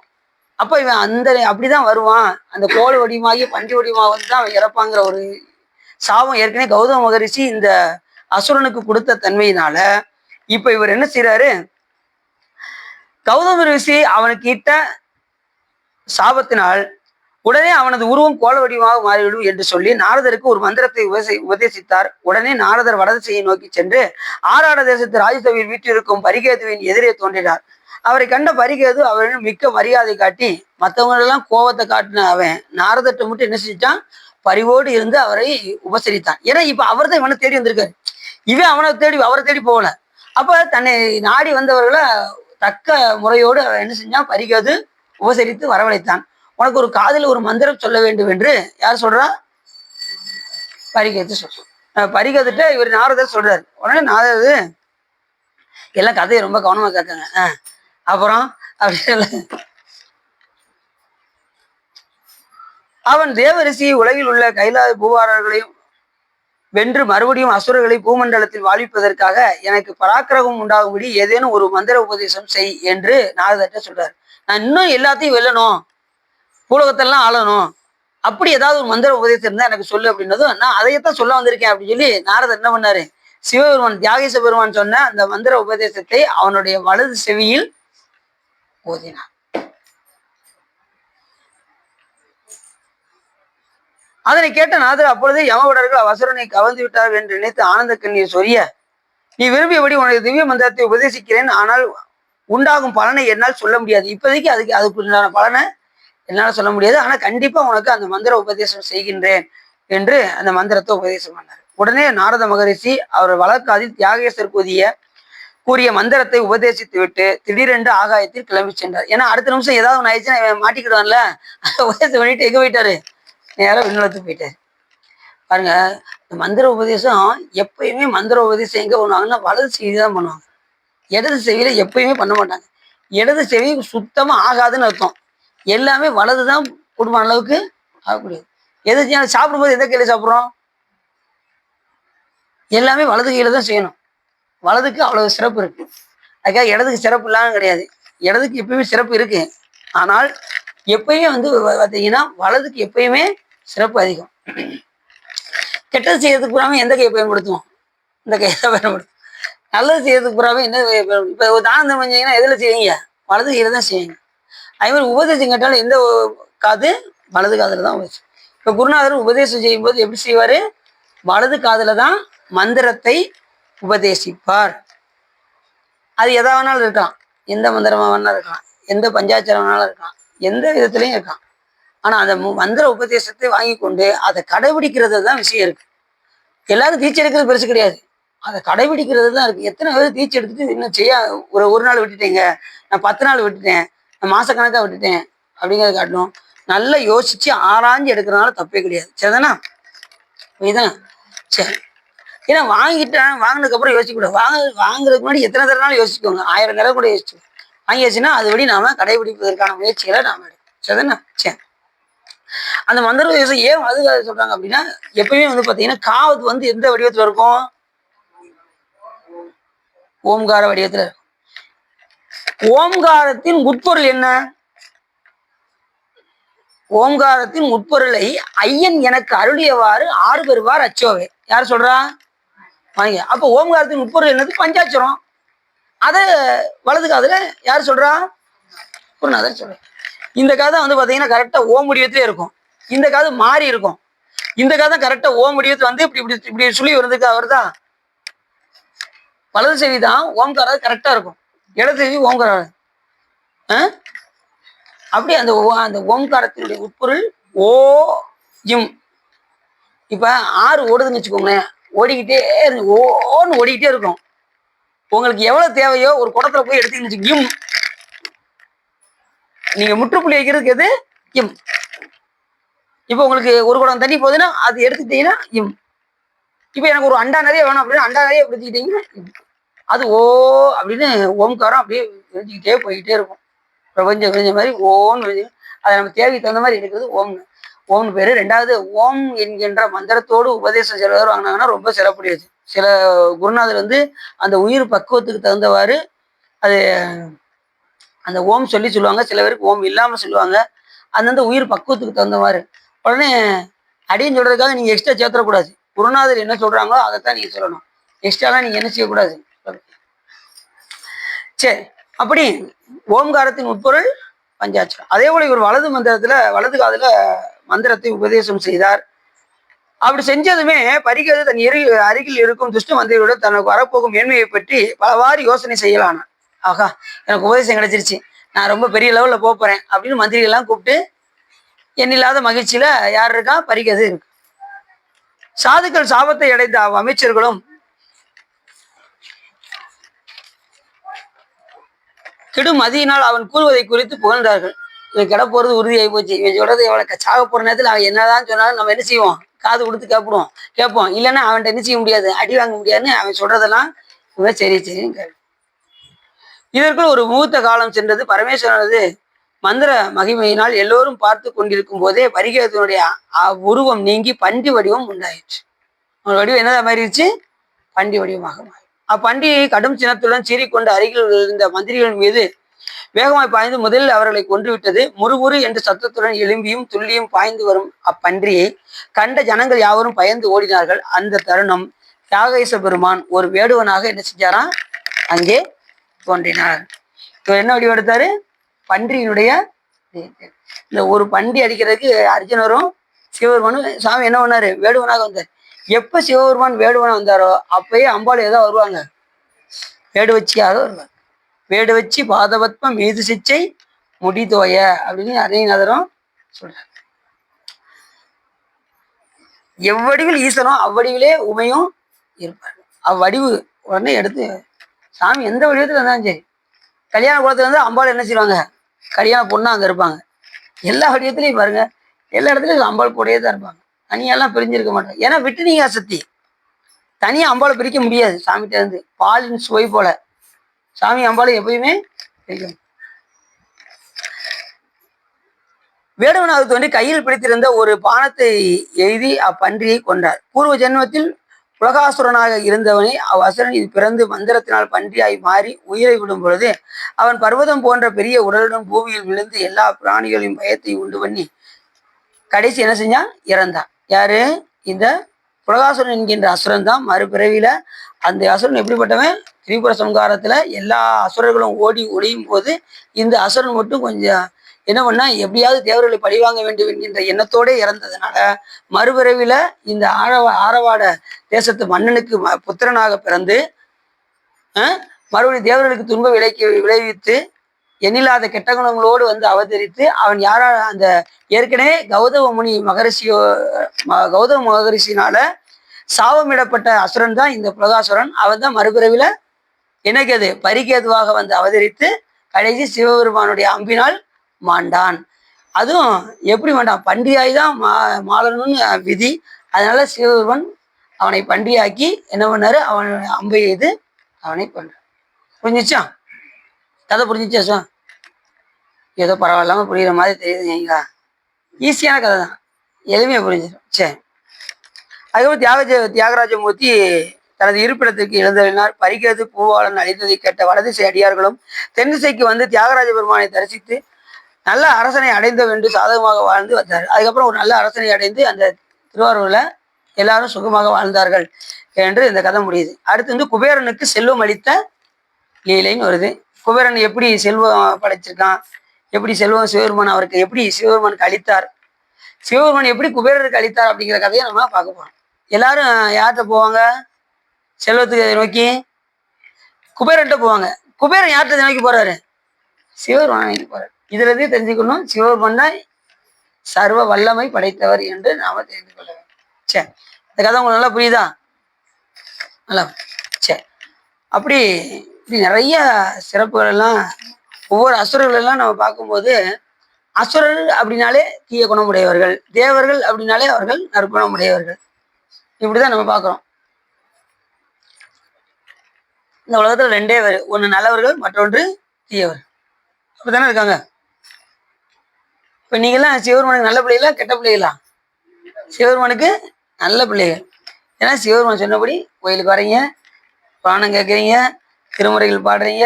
இவங்களுக்கெல்லாம் சிவபெருமான் ரொம்ப பிடிக்குமா? சிவபெருமானுக்கு உங்களெல்லாம் அவருக்கு பிடிக்க போய் தான் நம்ம இப்படி உட்காந்து கேட்கும். இல்லைன்னு வச்சுக்கோங்க, நம்மளால இப்படி கேட்க முடியாது உட்காந்து. சரி, இதுக்காரும் உள்ளம் நிறைந்து வகை சிறந்து இந்த கோலாசுரனை கோல வடிவமாக இருந்து கடைசி பன்றியாக மாறி அவனை சாமி என்ன பண்ணாரு? அவனை கொண்டார். அதான் கோலாசுரனை அழித்த லீலைன்னு வருது.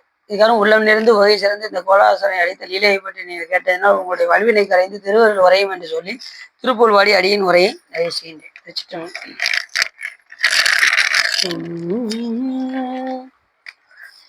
அணி செவ்வியாதிரு சூழ்புவி தன நிவ்வியே கரையேறிட அருள்வில்லி யாவினியாயேனிட அது தீர அருள்வல்லையோ நெடுநாளின மிரிலில்லையோ உணமோ உணதருள் இல்லையோ இனமானவை அறியேனே உணவல்லதாமகமேறினை அருள் செவ்வியாய் அருணாச்சல குருவல்ல மாதவமே பெரு குணசாத குடிலில்லமே தருநாளது மொழிவல்ல யோகவரே பணி குருவல்லவா சிவனே சிவ குருநாதா பணிகொள்ளி மாமலர்பாதம உடைவில்லி மாமதனாரனை படரல்லி மாமலர்பானவ உடைவில்லி மாமதனாரனை பரிசெல்வியாய் வருகாசுர முருகேசா மறுவள்ளி மாவன நீடிய பொழில்வெள்ளி காவன மாடமை வட திருமுல்லை வாயிலில் மேவிய பெருமாளே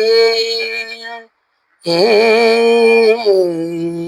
கைலாய பரம்பரை சிவஞான போரந்த நெறிகாட்டும் வெண்ணை பயில்வாய்மை கண்டான் சந்ததிக்கோர் மெய்ஞான பானுவாகி குயிலாரும் பொழில் திருவாவூர் தெரிவான் குரு நமச்சிவாய தேவன் சைலாதி மரபுடையவன் திருமரபு நீடுவழி தலைகமாதோ பவப்பெரும் கடலை கடந்திருதற்கு பாரவன் வகுத்து அருள்நெறியை ஓப்புடன் உயிர்கள் கடைபிடித்து உயவதும் துரசை ஆதீனத்தில் தவப்பிரகாசன் தரணியில் எங்கும் தன்னுள் செங்கோல் உச்சியும் சிவப்பிரகாச தேசிகன் மலத்தால் சென்னியில் கொண்டு போற்றுதுவே வான்முகில் வளாது வைக மடிவளம் சுரக்க மன்னன் கோன்முறை அரசு செய்க குறைவில்லாத உயிர்கள் வாழ்க நான்முறை அறங்கள் ஓங்க நற்றவும் வெல்மல்க மேன்மைகள் சைவ நீதி விளங்குக உலகமெல்லாம் வையம் நீடுக மாமலை மண்ணுக மெய் விரும்பிய அன்பர் விளங்குக சைவ நன்னறிதான் தலை தோங்குக தெய்வன் திருநீர் சிறக்கவே சுற்றமும் பார்வதி பதையே அரகரமகா தென்னாருடைய சிவனையை போற்றி வெற்றிவேல் முருகனுக்கு திருச்சிற்றம்பலம் தில்லையம்பலம் பொன்னம்பலம் அருணாச்சலம் ஏகாம்பரம் ஆரூரா தியாகேசா